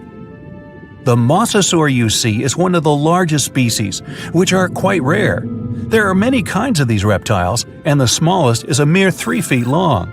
The average length is 13 feet at the most. But big specimens still occur. That's why we have to build such large, sturdy ships. Just one tail swipe from this beast, and a smaller vessel would be broken in half. The mosasaur, you still find it hard to wrap your mind around it, is swimming under your boat for some time and then swooshes up to the surface. Your guide answers the question in your eyes. Mosasaurs need air. That's why they regularly rise to get some. That's the reason they prefer shallow coastal waters. The creature returns. This time, you get a chance to see its jaws. Each is completed with 2 extra rows of triangular teeth. Behind them, you spot its tongue, and wait, is it really forked? All in all, the creature's mouth looks like one of a snake, including the teeth. They're also curved backward not to let prey slip away. Your guide chooses this moment to start telling you about the awesome creature. Yeah, Mosasaurus evolved around 100 million years ago, but 34 million years later something went wrong, and they didn't disappear like it happened in your world. That's why now our oceans are very different from yours. Fish and mammals in our oceans have developed special traits that allow them to avoid mosasaurs. Plus, thanks to this reptile, we have a much greater diversity of marine species. You notice your mosasaur dashing up and to the left. When it returns, there's something that looks suspiciously like a bird in its jaws. Noticing your surprise, the guide explains mosasaurs eat pretty much anything, from fish and mollusks to seabirds and turtles. Suddenly, your guide screams, scaring you out of your wits. There! Can you see it? Honestly speaking, at first you see nothing. But after straining your eyes, you spot 2 huge shadows circling each other. Your guide is brimming with excitement. You can't imagine how lucky we are! I've been doing this job for 15 years, but I've never seen a mosasaur fighting with a megalodon. For a moment, your mind stops functioning. Has he just said there are megalodons in his world? And then you see it. A giant animal is coming closer. It's almost 60 feet long, bigger than the whale shark, the largest of all the shark species in your world. Your guide keeps blabbing. Both of these creatures are top predators. Mosasaurs are usually a bit smaller than megalodons, but this one's huge! As the sea monsters get closer, you manage to get a better look at the meg. Its jaws can open for almost 10 feet and are littered with 5 rows of sharp serrated teeth. They're built in such a way so that they don't crack even after hitting bone. The meg is an ambush hunter, continues your guide. It probably wanted to take the mosasaur by surprise by attacking it from below, but this attempt failed. Now the predators are moving in circles, likely sizing each other up. They look rather angry and hungry. The mosasaurs trying to get closer to the shark's tail or fins. The creature understands there's no way it could bite through the meg's bulky sides. The shark chooses another tactic. It's aiming for the mosasaur's long midsection. The critters start circling faster, getting closer to each other. The mosasaur keeps changing its pace from slow, almost lazy movements to nervous bursts of speed once it sees the meg approaching. The shark is swimming in a steady way, watching the opponent with its piercing black eyes. You can't help but think it's pretty obvious which animal's going to be the winner. The mosasaur's jaws are suited for small prey, like fish. Its jaws wouldn't be able to open wide enough to get around the meg. Because even though both creatures are of the same length, the meg's body is much more massive. Its jaws are also more powerful, designed to deal with whales and other large marine animals. Plus, the mosasaur's body isn't efficient for high-speed swimming. It gives the shark another advantage. In a flash, the meg twists its body and rushes at the mosasaur. Its maneuver is not to let the enemy get an upper hand by striking from below. The 2 powerful creatures clash each other. You see the mosasaur try to maneuver out of the meg's way, but to no avail. You're clenching your fists, silently sending your support to the mosasaur, and then a sudden jerk, and you find yourself on the floor. "Go, go, go!" your guide's shouting at the skipper. It turns out the animals got so engrossed in their confrontation that they didn't notice the vessel and crashed into its side. Now it's crucial to get as far away from them as possible. If these huge creatures decide the ship is their common enemy, they may cooperate to attack it. Luckily for you, the beasts don't realize the thing they collided with is actually a container with food. The boat is getting further and further away, and you can only guess the outcome of the battle. Too soon for your liking, you reach the shore. The guide, who still looks thoroughly stunned, drives you back to the portal. You, similarly awed, thank him and step through the shimmering veil. You're clutching at a mosasaur tooth in your hand. It's the skipper's gift to you, the only reminder about the incredible world where mosasaurs are still roaming the oceans. Hey, let's take a deep dive into ocean waters to see which of these creepy-looking animals are our friends. We're swimming in the tropical waters of Nanina-Balava Island near Fiji. Can you see those giant creatures the size of a Volkswagen Beetle? Those are manta rays. They've got a long whip-like tail and large flat diamond bodies. There are two species of manta rays, the reef manta ray and the giant manta ray. They belong to the same family as sharks, but they only have small teeth in their lower jaw. They feed on zooplankton, tiny fish, and crustaceans. Manta rays are social animals, and they like people. Once you let them come close to you, they'll swim around you to observe you. Don't chase them though, because they're super fast swimmers. Their name translates to cloak or blanket, and out of all sea creatures, they've got the largest brain compared to body weight ratio. These fellas can recognize themselves in a mirror. The Asian sheep's head wrasse follows. Even if it seems unsightly, it's one of the friendliest fish you'll come across in the shallow waters of Japan, China, and Korea. It has protrusions on both its jaw and head. It likes to hide in its anemone, and it's usually scared to go out even at 40 inches long. One of these fellows developed a friendship with a Japanese scuba diver 30 years ago. When the diver found the fish, it was injured, and he helped it recover. The diver had been the caretaker of an underwater Shinto shrine. He calls the fish by hitting the underwater bell. Time to go swimming with the largest fish in the world, the whale shark. Though these creatures are sharks, they have a lot in common with whales. They can live for 100 years, though they've got tiny brains. They're indifferent to humans. These fellas don't care about anything they can't eat. And unlike other shark species, they won't bite you. Whale sharks are filter feeders. They do have teeth, 3,000 of them, but they don't use them. They've got a massive mouth, like me, but their throat is only the size of a quarter. Next, we have the sunfish, a fish without a tail that looks like it's been cut in half. It has large fins, and when you see it breaching on the surface, you'll think a shark is approaching. The sunfish dives deep in the water to let other fish exfoliate his skin and remove parasites. Once they're done, it returns to the surface to sunbathe. It's also a voracious eater. If it sees you in the waters, it'll likely approach you and observe you. Within a day, you'll be able to feed it from the palm of your hand. Time for the animal that looks like it's always smiling, the bottlenose dolphin. It's one of the most social sea creatures, and it travels in groups. It enjoys playing, hunting, raising calves, and helping out its community. Bottlenose dolphins are excellent swimmers, with speeds reaching 19 miles per hour. They usually come up to the surface to breathe air through the blowhole on their head. These creatures are great communicators, and they send messages to each other. They use echolocation to navigate and find food. When they spot people, they become very friendly, so much that they let their guard down, and it makes them vulnerable to other sea creatures such as sharks. Heading to the Pacific coast, we'll come across some gray whales. Their skin is covered with parasites and other organisms that make their snouts look like rough pieces of rock. We gotta get on their nice side first. Gray whales can attack a large boat, a ship, or a vessel if they sense their calves are in danger. But generally, they're friendly and appear unbothered by rowing kayakers.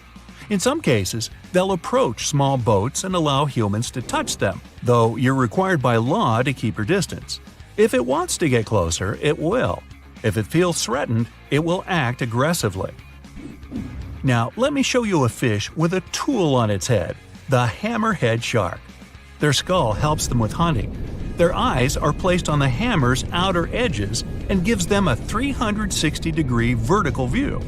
But they've got a blind spot in front of their nose. Their heads are like metal detectors. Most of what they want is below the sand surface. So they lightly dip their heads in the sand and sweep up whatever is under there. You'll see them in temperate and tropical waters, both near the shorelines and offshore. They usually move in groups. They're mostly harmless to humans and divers, but there have been a few occasions where they got aggressive. But before they do, they'll give you a bunch of warning signs, and divers know how to handle them.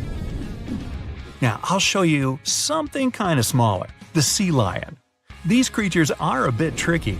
They're playful, aggressive, arrogant, smart, and above all, curious. Sea lions can't breathe underwater, but they can dive almost 1,000 feet deep, and they can hold their breath for a long time. They take in air through their nose, and once they dip their heads in the waters, their nostrils slam shut.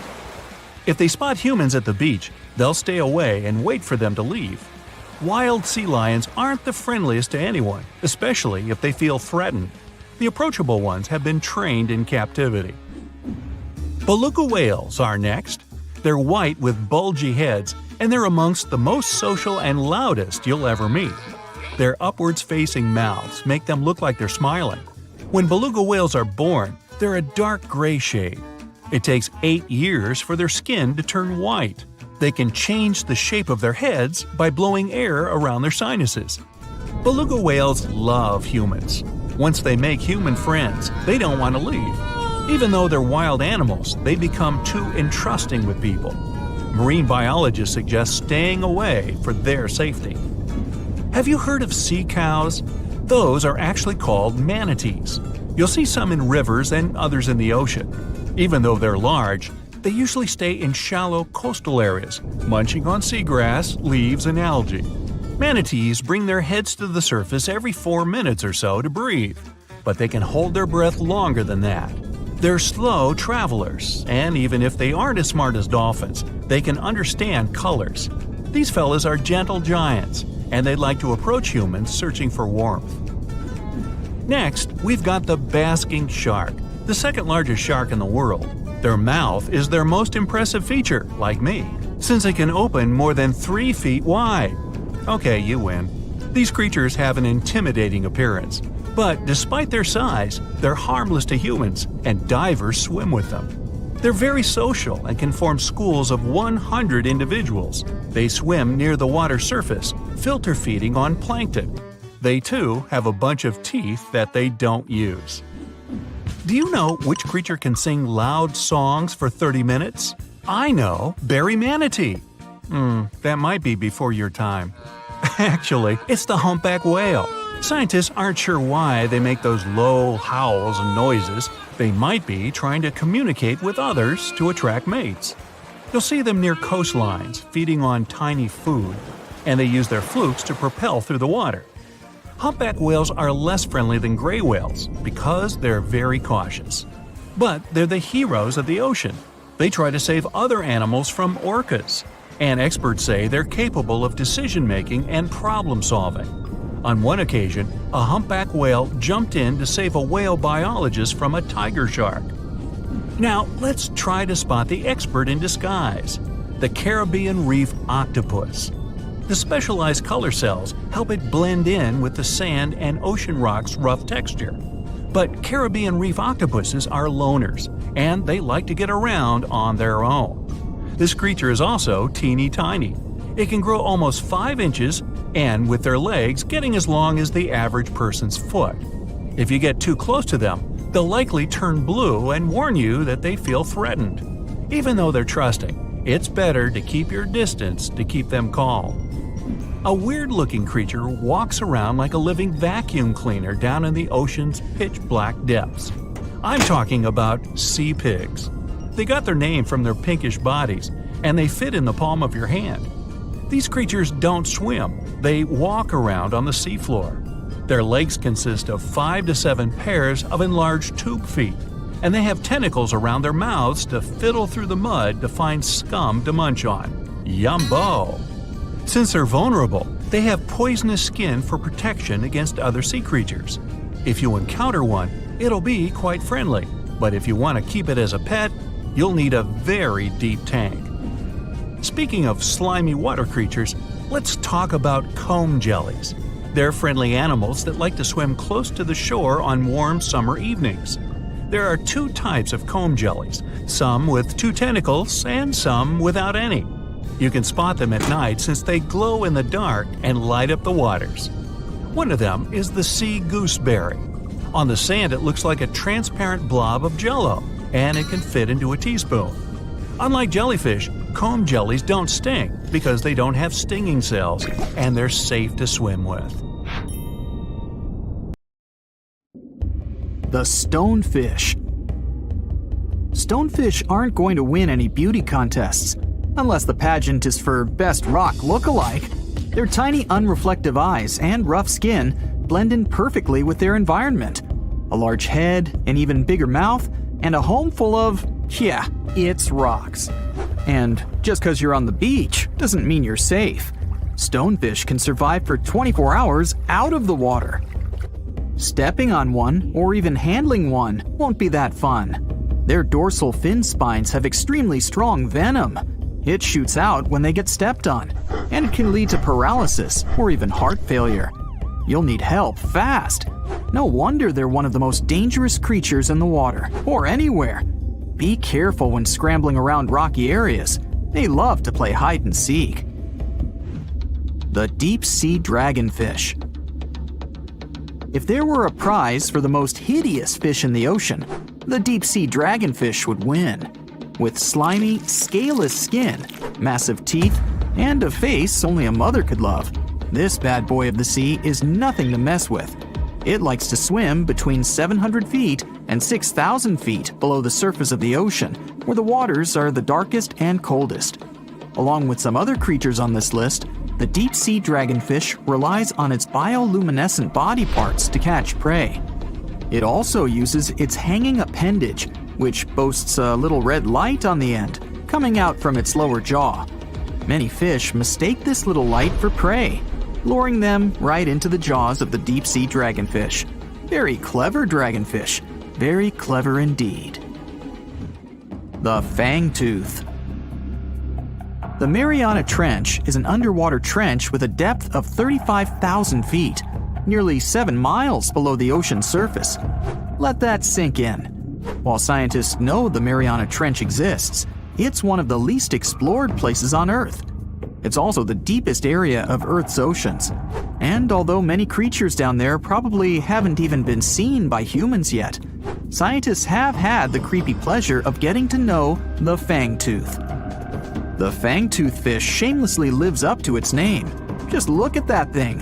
The fangtooth is carnivorous and feeds on just about anything it can find that gets caught in its sharp-toothed mouth. These fish rely on their contact chemoreception to find prey. In other words, they can sense chemical residue that comes off of other living organisms in the deep sea.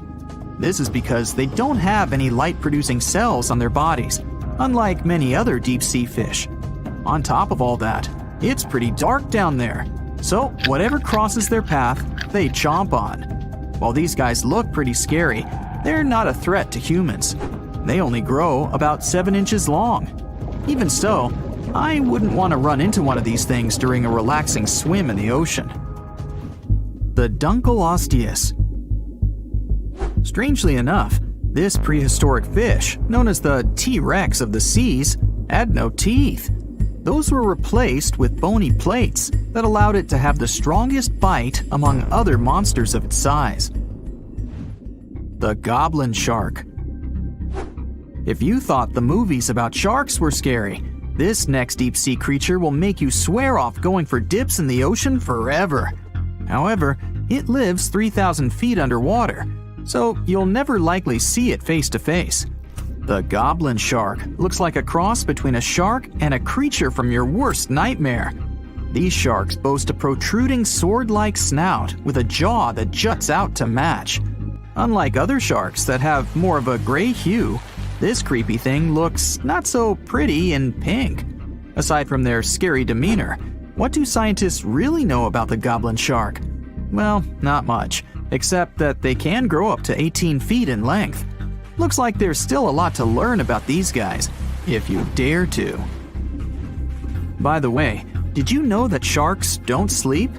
Many species have to keep water moving over their gills to get oxygen, so they can't fall into a deep sleep like we do. That's why they stay half awake during rest. Typically, sharks don't even close their eyes. The cookie cutter shark. This shark is a living horror, with lower teeth being big and sharp, while the upper ones are much smaller. When its teeth fall off, the shark eats them to maintain calcium levels. Pretty smart solution for a shark. The frilled shark. Studying the frilled shark is like looking through a portal back to prehistoric times. That's because scientists think that these eel-like sharks haven't changed much since their oldest ancestors roamed the deep sea waters, so they're sometimes referred to as living fossils. These sharks' mouths are filled with a terrifying 25 rows of backward-facing sharp teeth, 300 in total. They're designed to grasp prey and hold them tight so they can't get away, according to early studies of the shark conducted in 1884 and published in the Bulletin of the Essex Institute. Luckily for swimmers, the frilled sharks live between 390 feet and 4,200 feet below the ocean's surface, so they'll probably never run into them. Probably. This is probably the worst nightmare of any dentist. The northern stargazer. Take a look at this cutie. The northern stargazer is definitely not something you'd wish to see on the ocean floor. This horrid creature hides its body under the sand, leaving its face above to wait for prey. The tasseled wobbegong. Here's another carpet shark on our list. It lies low on the bottom of the sea and patiently waits for its prey to come by. The Australian ghost shark. The Australian ghost shark isn't really even a shark, but a very bony fish. It's also a living fossil. It hasn't changed within the last 400 million years.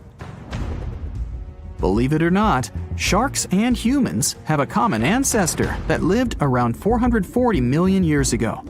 Even though we both evolved in our own way, there are still some signs of that connection. For example, the genome of an elephant shark is very similar to humans. The Leopleurodon. This list of terrifying creatures would be incomplete without mentioning the terrifying and prehistoric Leopleurodon. This carnivorous marine reptile existed during the Colovian stage of the Middle Jurassic era and ruled the waters at 9 feet in length. Scientists believe Leopleurodon thrived in this deep-sea trench because of its ability to swim long distances and its 4 paddle-like limbs. While they probably weren't able to propel themselves toward prey like other animals of the area, they did manage to accelerate and attack very ruthlessly and efficiently. Additionally, they relied on their long snouts to smell prey, which leads scientists to believe they didn't rely on sight for hunting. This means they could have thrived in the dark Mariana Trench.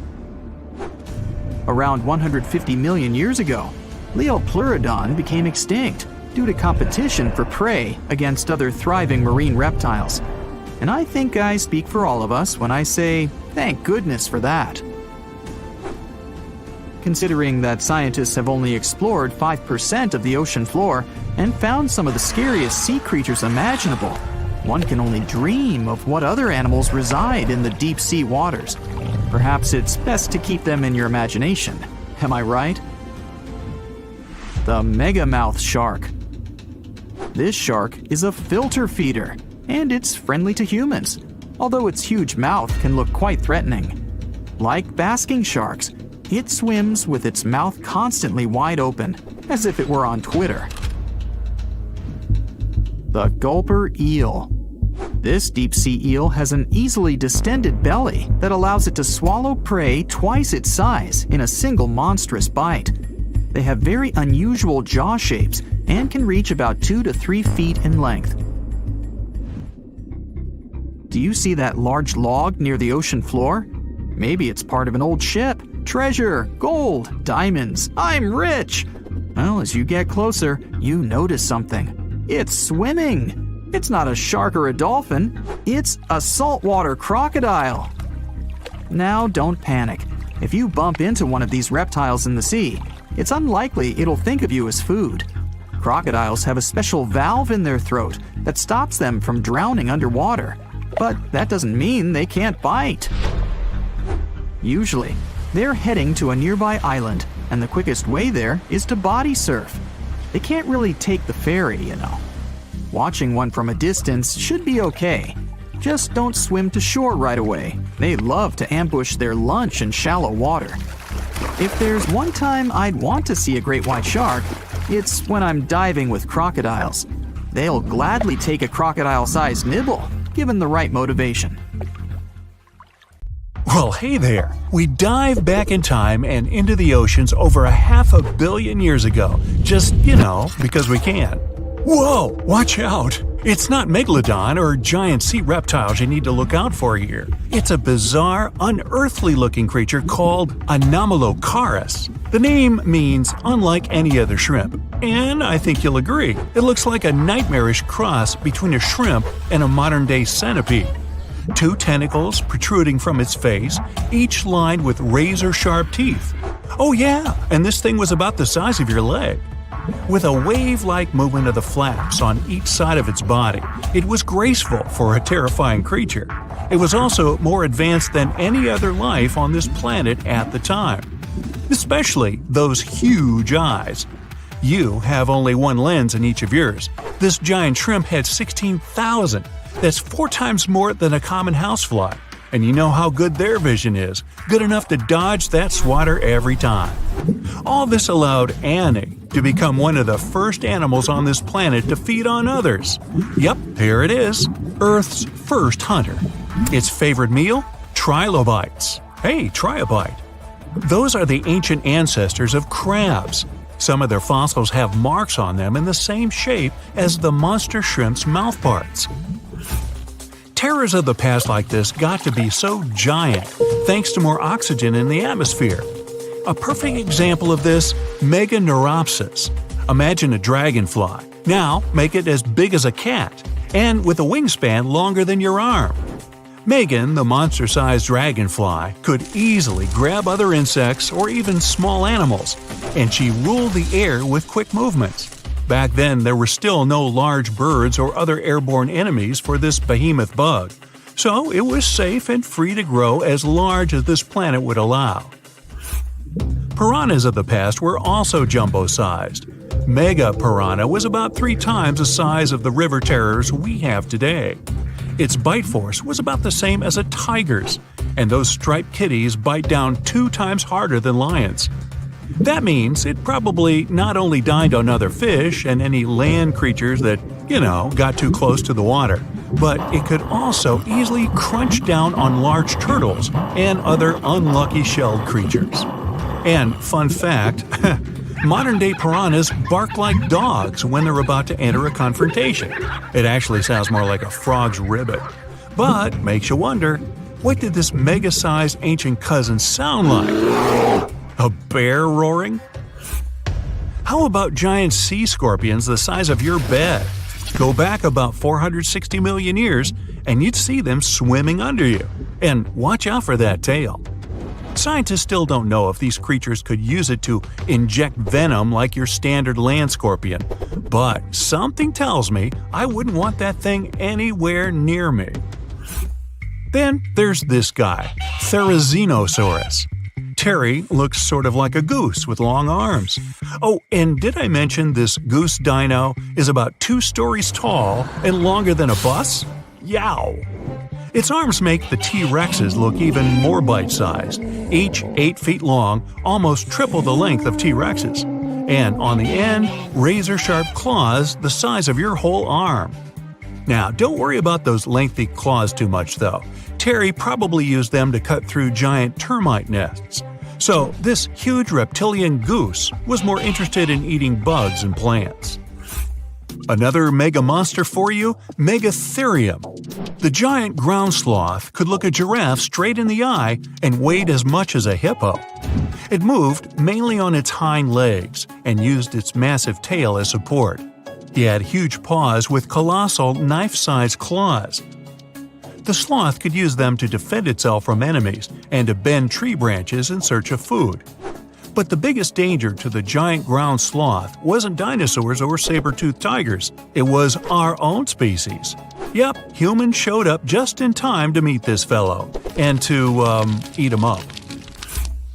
Titanoboa was a terrifying 50-foot snake, as long as the great megalodon itself.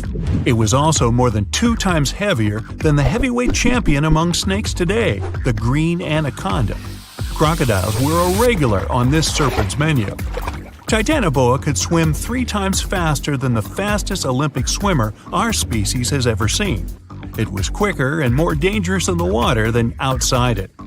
And don't forget the boa part of the snake.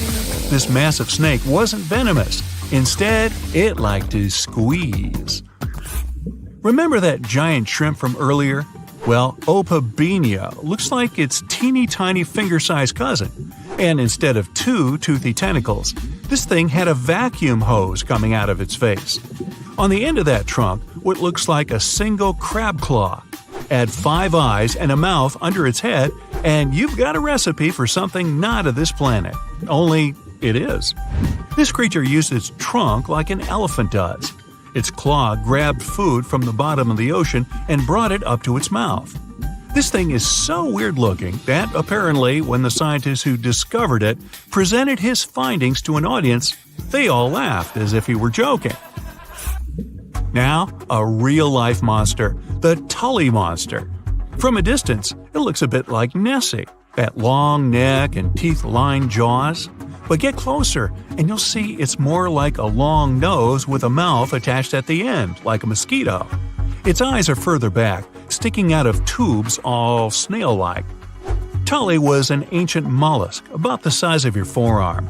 It probably dined on jellyfish and shrimp 300 million years ago. Thylacus smilus will put a smile on your face as long as you don't get too close. No, it's not a relative of the saber-toothed tiger. It was a marsupial, making it more related to a kangaroo than anything. And if you compare them to body size, its fangs were actually longer than a saber-toothed tiger's. And they grew continuously. As for that beard on its chin, that's actually all chin. The lower jawbone grew down to a point under the mouth. Those fangs were rooted to the skull, going way back to its eyes. When the mouth was closed, that bony beard protected the long, sharp teeth from breakage. Staganapolis, not to be confused with Minneapolis, might look like a big crocodile with a squished-in snout, but it was mostly harmless. Its small head and very few teeth meant the reptile didn't have much to work with when protecting itself. That's what all those armored scales were for, and no need for huge fangs or long rows of razor-sharp teeth when you're a plant eater. That beak-like tip on its nose allowed the stag to dig up plants. So, really, this reptile was more like a 10-foot scaly pig than a croc. Basilosaurus was a type of ancient whale that lived on our planet about 45 million years ago. Not quite as long as a blue whale, but this guy was still big enough to munch down on other whales and even sharks. Some people believe these monsters could still exist today. Eyewitnesses claim to have seen a giant sea dragon, and Basilosaurus fits the description. Plus, 90% of our oceans are unexplored. There's plenty of space to hide a sea monster. But scientists haven't found any fossils of this ancient whale younger than 3.7 million years. So, this myth is busted. Stegosaurus is one of the most recognizable dinosaurs that ever lived. It can easily be distinguished by those huge spikes on its tail and the bony plates on its back. It was twice as long as a giraffe and nearly 5 times heavier. But compared to its body size, it had the world's smallest brain. It was no larger than a dog's. Pelagornis had the largest wingspan of any bird ever discovered. It was twice the size of the largest bird today, the wandering albatross. Such huge wings made it hard for the bird to take off. It could only do so by jumping off cliffs. And when it finally spread its wings, this giant could only go about 40 miles per hour.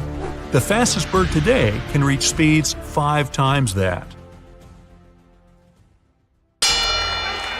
In the left corner, Megalodon, considered the largest and most dangerous predator in the aquatic world. It has a reputation as a cold-blooded hunter who can break a fishing boat with one bite. We're gonna need a bigger boat. But what if he comes face to face with another giant water monster? In the right corner, Mosasaurus, an ancient dinosaur reptile which existed about 80 million years ago on the vast Atlantic Ocean. Their diet was large fish, giant turtles, other mosasauruses, and even birds. So glad I'm not on the menu, ha ha! But to find out if this reptile can defeat the most massive shark that ever existed, we'll compare these monsters in several categories. Let's start with size. Megalodon became extinct 3 million years ago, but is still considered the largest and most dangerous predator in the ocean. We can only guess at the real size of Megalodon. The only remains found of this giant shark are teeth and vertebrae. Kinda sounds like my grandma. She used to leave her teeth everywhere. But with the help of calculations and computer modeling, scientists have concluded that Megalodon's length could be about 50 feet. It's like a New York City subway car, except it won't try to eat you. Now let's have a look at the right corner. The size of the Mosasaurus also remains a subject of discussion, but it's believed that the average length of this monster was about 36 feet. That's the size of a school bus. But in 2016, scientists found the largest Mosasaurus ever. Its length was 59 feet. Compare this to the tallest person ever, 8 feet. Mosasaurus was 7 times larger. Hey, nice job on the quick math. The first win goes to the Mosasaurus, 1-0 in favor of the ancient reptile. The next category is weight. Let's start with the fighter in the left corner. The most enormous individuals of the Megalodon species had an incredible weight from 27 to 59 tons. This is more than the weight of an empty Boeing 737, without the snacks and beverages. Although the Mosasaurus is longer, its weight isn't that much because of its body shape.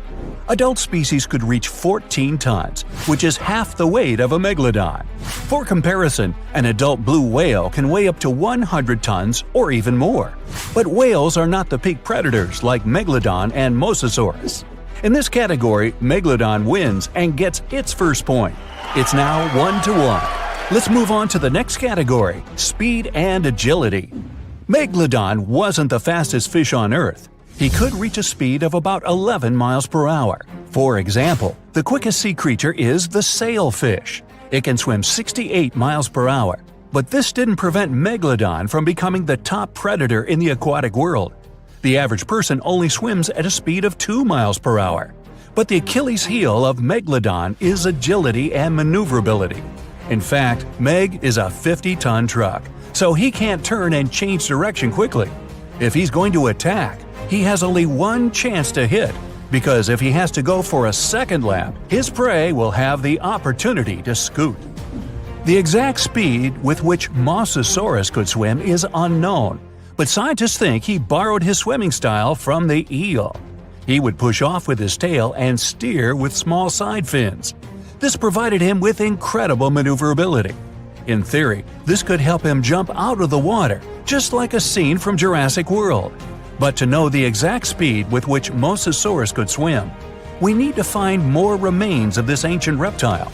Right now, the point in the speed and maneuverability category goes to Megalodon, 2-1 in favor of the biggest shark of all time. Our next category is fighting instruments. First, we'll look at Megalodon's arsenal, his giant teeth. They were extremely sharp because of their triangular shape, and they reach 7 inches long. Megalodon's teeth are considered to be the largest that ever existed, and it had 250 of them. They were placed in 5 rows and could easily penetrate the thick skin of whales and other ancient creatures. In addition, the jaw itself was incredible. It was 6.5 feet wide. The average person could easily fit in there standing at full height. Boy, wouldn't that fall into the stupid selfie category. The muscle strength combined with the giant maw gave Megalodon one of the strongest bites on our planet. The primary tool of the Mosasaurus is the jaw. Its jaw held 40 to 50 sharp and massive teeth. They were conical in shape to penetrate even the thickest skin, like a knife through butter. And the jaw itself was similar to a snake's. So Mosasaurus was able to swallow colossal prey without even chewing. In some of the discovered remains of Mosasaurus, perfectly preserved remains of fish were found, and they were 3 feet long. The Mosasaurus head was a little over 2 feet long, and although this jaw wouldn't be enough to swallow Megalodon as a whole, it could bite off a pretty big piece of him, or even just rip off its tail. For this ultimate combat tool, the Mosasaurus gets the point. The score is tied 2-2. The last category is combat skills. Although Megalodon has a giant mass and sharp teeth, he reached the top of the food chain for another reason: intelligence. Scientists found many remains of whales with scars from Megalodon's teeth. These findings have helped to understand the hunting tactics of this giant shark. It turned out that Meg could find weaknesses in other marine creatures and knew where their vital organs were located. Other remains had many fractures. Apparently, the victim had experienced Megalodon's 50-ton ram. It could easily have broken through concrete walls. The whales didn't stand a chance. With the help of strategy and tactics, Megalodon could have handled prey much bigger than himself. He could attack the whale's tail and fins until he was completely immobilized.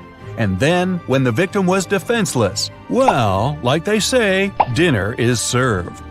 Unlike sharks that love to ambush, Mosasauruses were quite aggressive.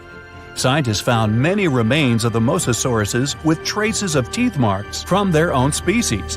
Whether they fought for food or territory is unknown, but we know for sure that their fights were brutal. The remains had many fractures, but they didn't ram their victims. No, they grabbed its head and actively bit and struggled, breaking its bones. Such a technique is used by modern crocodiles. Also, the Mosasauruses had excellent vision, which gave them a chance to see the victim from afar and attack unexpectedly. Before we move on to the fight, a bonus round! Audience Sympathy Prize. Megalodon has appeared in many different movies, TV series, and comics, and each of its appearances has inspired fear in the audience.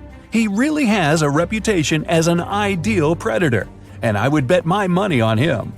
Mosasaurus, on the other hand, doesn't have many appearances in popular culture, but the scene where he eats a great white shark in one bite surprised spectators around the world. So this dinosaur has the potential to become a star. This, of course, doesn't affect the outcome of the fight. Oh, there's the gong. Now we'll find out who will win this fight. Opponents meet in the waters off the coast of North America. Mosasaurus noticed Megalodon from far away and attacked first. However, his teeth are not big enough, and he barely hurts the Meg. Now, the giant shark is attacking the reptile. Mosasaurus is very agile, and he easily dodges the slow blows of the Megalodon. They break apart. It's time to change tactics, and Megalodon decides to go for a trick. Mosasaurus is a reptile, though a huge one. This means it breathes air and swims underwater only by holding its breath. Meg begins to descend deeper, luring Mosasaurus into a trap. In deep water, the ancient reptile feels uncomfortable and begins to make mistakes. Megalodon attacks fins and tail, depriving the enemy of mobility. Once the Mosasaurus loses its tail, the battle ends. Oops. Megalodon has again proved that he is the king of the seas, and he deservedly stands at the top of the food chain. So you're swimming 2 miles down at the bottom of the ocean. Don't ask me how, just play along. It's cold and the pressure is intense. No fish in sight. Then you notice a green shiny thing. It's a cookie cutter shark. Its neck glows in the dark to attract fish and other delicious treats. The shark doesn't look like much. It's small, about the size of a cat. It has brown skin and large green eyes, but looks can be deceiving. Every night, this creature rises to the surface and goes after great white sharks, whales, even swordfish. If you look closely, you'll see a round mouth with a bunch of sharp teeth in it. They don't just bite, they work kind of like a saw. This one's called a cookie cutter shark because when it sees something delicious, it takes a cookie-shaped bite out of it. These sharks have even been known to disable submarines. Wonder what flavor they are. Our next shark is about the length of a car.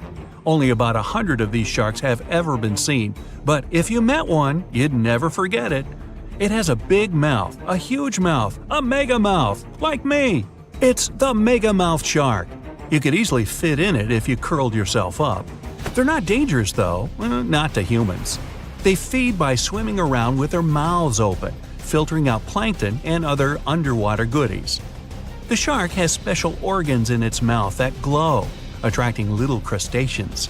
It swims deep in the ocean in total darkness. Probably has a great smile though. Thresher sharks also have a huge body part, the tail. It's almost half the length of the shark itself, and it looks like a helicopter blade. It's one of the few animals that hunts using its tail. The shark sneaks up on a school of fish and starts to shake its moneymaker. This freaks out some of the fish, which is exactly the plan.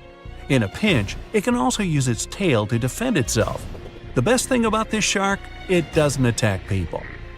The angel shark. There are quite a few types of angel shark out there, but they're more shark than angel. They're flat like stingrays, and their skin is covered with patterns that help them blend in with the seafloor. Because of this disguise, divers sometimes accidentally touch them, which isn't the best idea. They're fast and have powerful jaws. Still, they prefer the taste of small fish to you. The horn shark has two ridges that look like horns right above its eyes. It's definitely the grandpa of the shark world. Not aggressive, swims pretty slowly, and is up late almost every night. Its two favorite meals, sea urchins and crustaceans. It moves its fin on the seafloor almost as if it had paws. But don't underestimate this guy. It has one of the strongest bites of any shark. It needs those strong teeth to crush the shells of its late-night meals. And if something tries to attack it, watch out. Horn sharks have sharp spikes on their fins. The award for the ugliest shark goes to the goblin shark, and it's not even close. From the outside, it already looks kinda weird and is about the size of a pink underwater motorbike. It has a long tail and a seriously long nose. It lives way down in the depths of the ocean and loves to eat squid. It's not as fast as its relatives, but it's way more sneaky. It has a secret squid catching technique which is totally wild. The shark swims behind the squid. It's catching up, getting closer and closer, but the squid isn't slowing down, no way. It looks like the poor goblin shark won't have any lunch today. Then it opens its mouth. Its jaw is attached to folds of skin that mean it can literally throw its jaw out of its mouth. And it's a shark, so those teeth are sharp. That extra reach helps it grab its lunch, and when the meal's over, it pops its jaw back in its mouth. These sharks have been seen many times off the coast of Japan. They're actually named after the goblins in Japanese myths and fairy tales. There's only one thing out there cooler than a ninja shark. It's the ninja lantern shark. Imagine there's a tube you can slide down that takes you to the bottom of the ocean.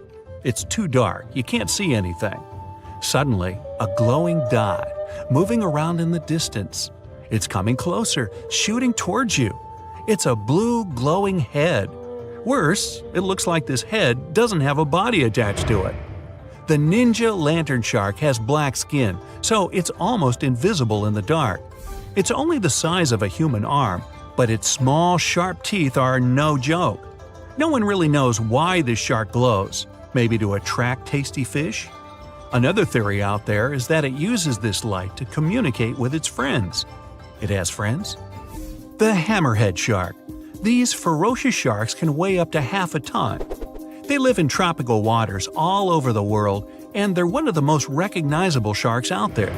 Their eyes really are located on the sides of their hammerhead. This means they can see in almost all directions. They even have special neck muscles to lift their head up and down just to see that little bit better. Their favorite food? Stingrays. You know, those flat things that swim along the seafloor, camouflaged to look like sand and bits of rock. Stingrays get by blending in with their surroundings. Danger mostly just swims by. But the hammerhead's eyes see everything. Uh-oh. Great white sharks, hammerheads, and other large sharks live for about 25 years. But one shark can live much, much longer. The Greenland shark can live anywhere from 300 to 500 years. It lives mostly in the North Atlantic and Arctic oceans. It loves to swim deep down where it's dark, so it uses its nose to sniff out food. Since it spends so much time down there, it's figured out how to withstand the strong pressure. It's one of the oldest living, largest, and slowest fish on Earth.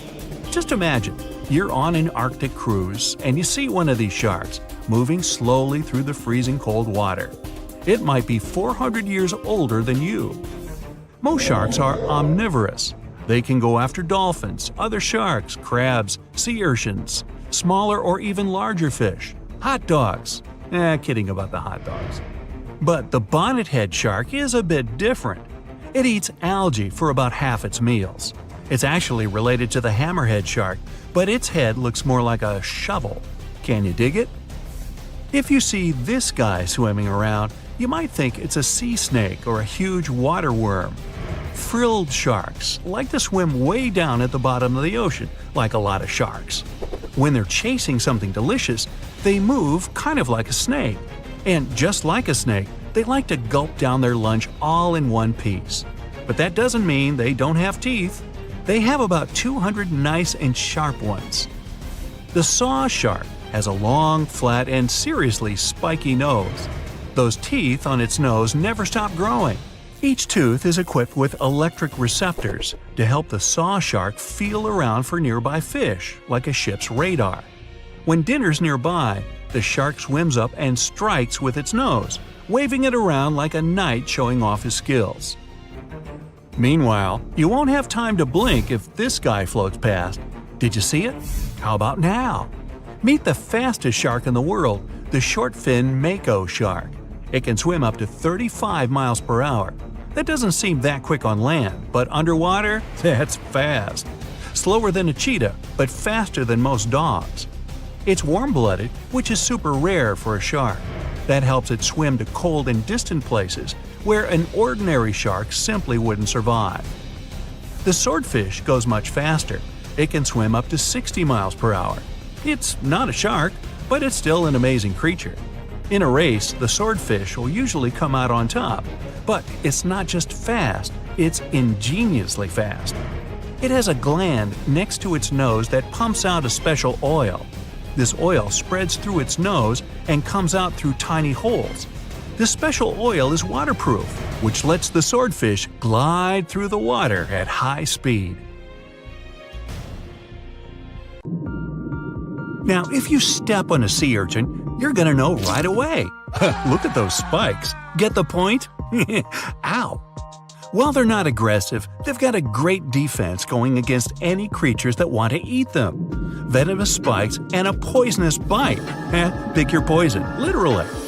They live in all of the oceans of the world, so avoiding them is out of the question. They mostly hang out in shallow water, hiding in rock pools and reefs, so unmindful people step on them a lot. The long venomous spikes of the urchin look like needles. Feel like them too. They can go in quite deep, plus they release a strong toxin. The cure? Remove the spikes quickly and wash with salt water. One small marine mammal just loves sea urchins. Any guesses? It's the sea otter. Don't let its cuteness get in the way of its toughness. These mammals rarely leave the water, and that even includes taking naps. Holding hands with other otters keeps them from floating away from the pack.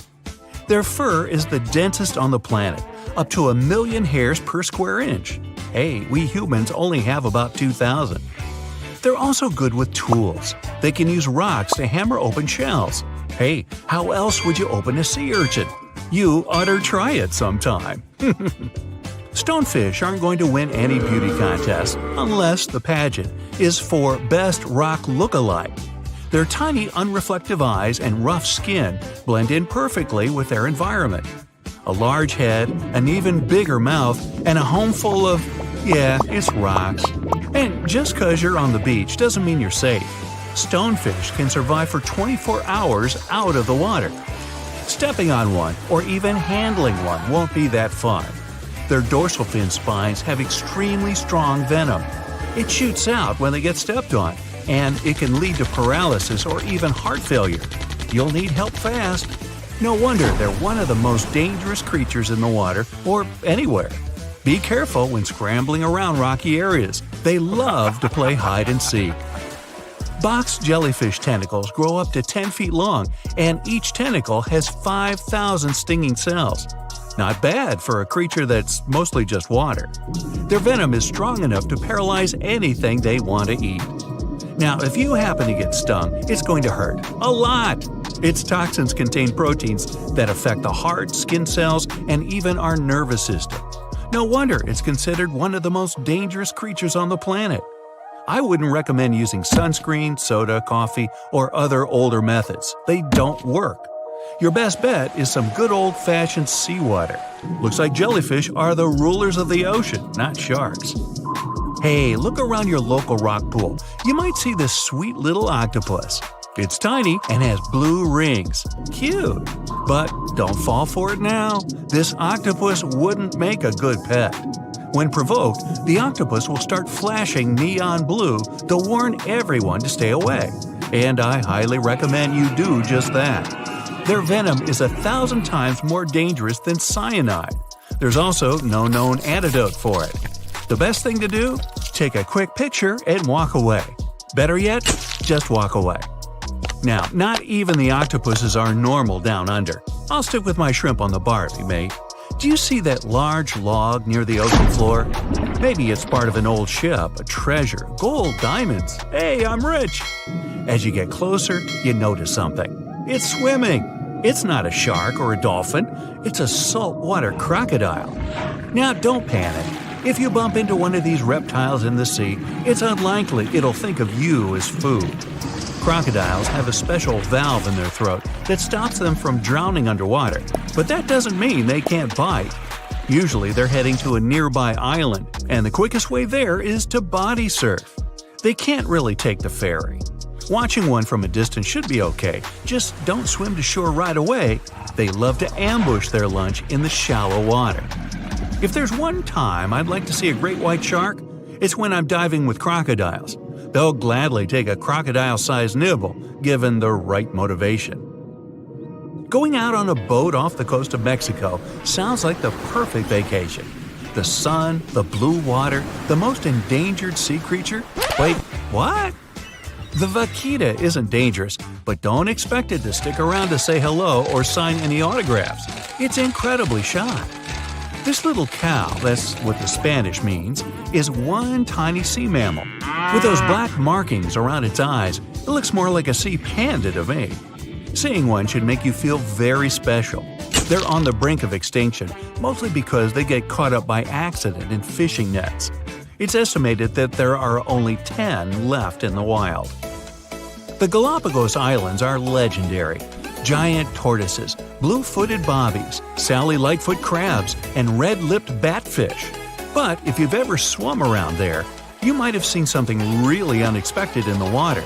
Iguanas, everywhere! These large marine reptiles eat the algae that grow on underwater rocks.